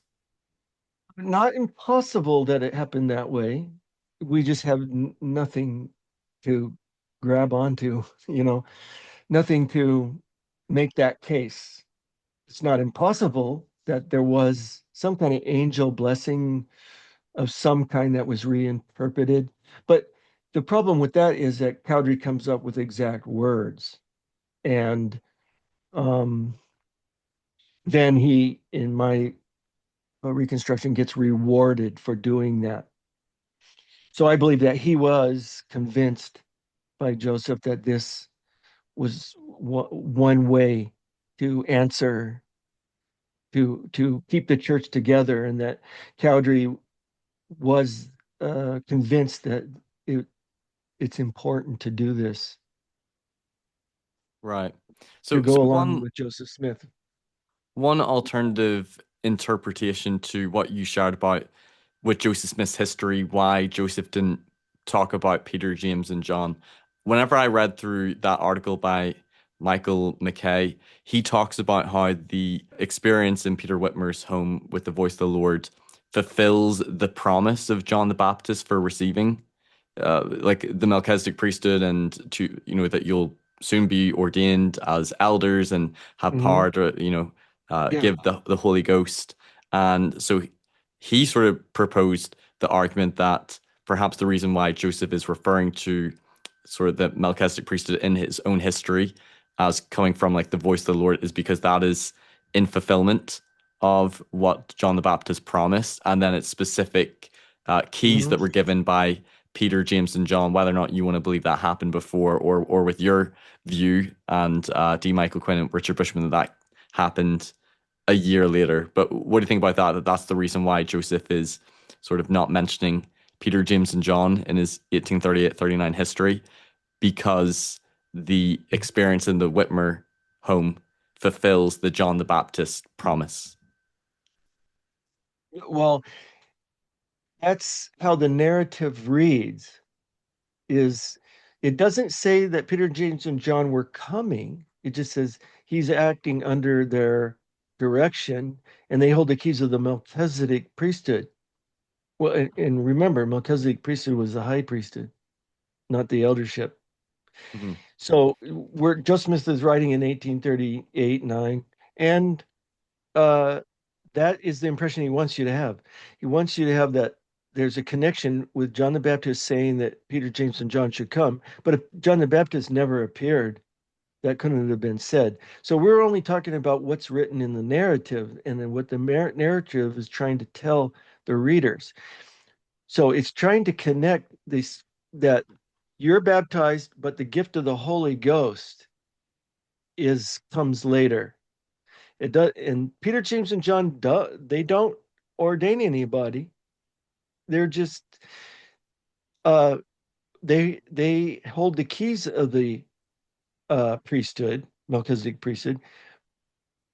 But then why wouldn't the narrative mention the appearance of Peter, James, and John ordaining them? If it mentioned John the Baptist, why didn't it mention Peter, James, and John? Instead, it mentions God's command in Whitmer's home as the source of authority. That the commandment to ordain each other elders, that was all that was said. There was no Peter, James, and John. And when they dictated it, when Joseph Smith constructed this narrative, it, I believe, is intentionally vague in order for people to read into it or not know. The people reading it know about Peter, James, and John coming. They just don't know when. Just like right now, most people don't know when, right? It's lost, and you fill it in. You fill it in with your own knowledge, foreknowledge of what's coming. Thanks everyone for watching this video. I thought I would stop it here because we've been going nearly 3 hours. We do have like another 45 minutes to an hour left where we talk more about apologetic interpretations and how Dan would reconcile Oliver Cowdery and his testimony of the priesthood restoration if it was a later invention or embellishment by him and Joseph, and if Oliver was part of a conspiracy with Joseph when it came to the priesthood restoration. How does he reconcile that with Oliver leaving the church for 10 years, coming back, continuing to reaffirm his testimony of John the Baptist and Peter, James, and John when it seems like there wouldn't be any motive for him to continue talking about it? And Dan would see Oliver as a sincere believer and that he had a hallucination of the angel in the plates, but why he doesn't go with that theory when it comes to the priesthood restoration. So come back for that one. If you've enjoyed this episode, I would appreciate liking, sharing, commenting, all those things to help the algorithms and to help the channel to grow. Also, if you would like to support financially, donations via PayPal or Patreon is a great way to support. To help me to keep going forward long term. I do work a full-time job, so I don't always have the time to dedicate as much to this channel as I would like, and a lot of time goes into filming and editing and all those things as well. So any support that can be given really does mean a lot. It can help me with my research, helps me with the cost of all the equipment and editing software and things like that. And hope to see you next time. Have a Merry Christmas and Happy New Year. Thanks everyone for watching this episode. If you've enjoyed it, please give it a like, share it with others who might benefit, and don't forget to subscribe so you don't miss any future content. You can also listen to these episodes on podcast form on Anchor or Spotify, and you can follow me on Facebook, Instagram, and TikTok. Check out my website for more content, personal blog, and more. And if you care to donate to support me, you can via my PayPal or Patreon, or through the website. And you can also give donations via YouTube through Super Chats. Thanks for watching Mormonism with the Murph. Take care. Bye-bye.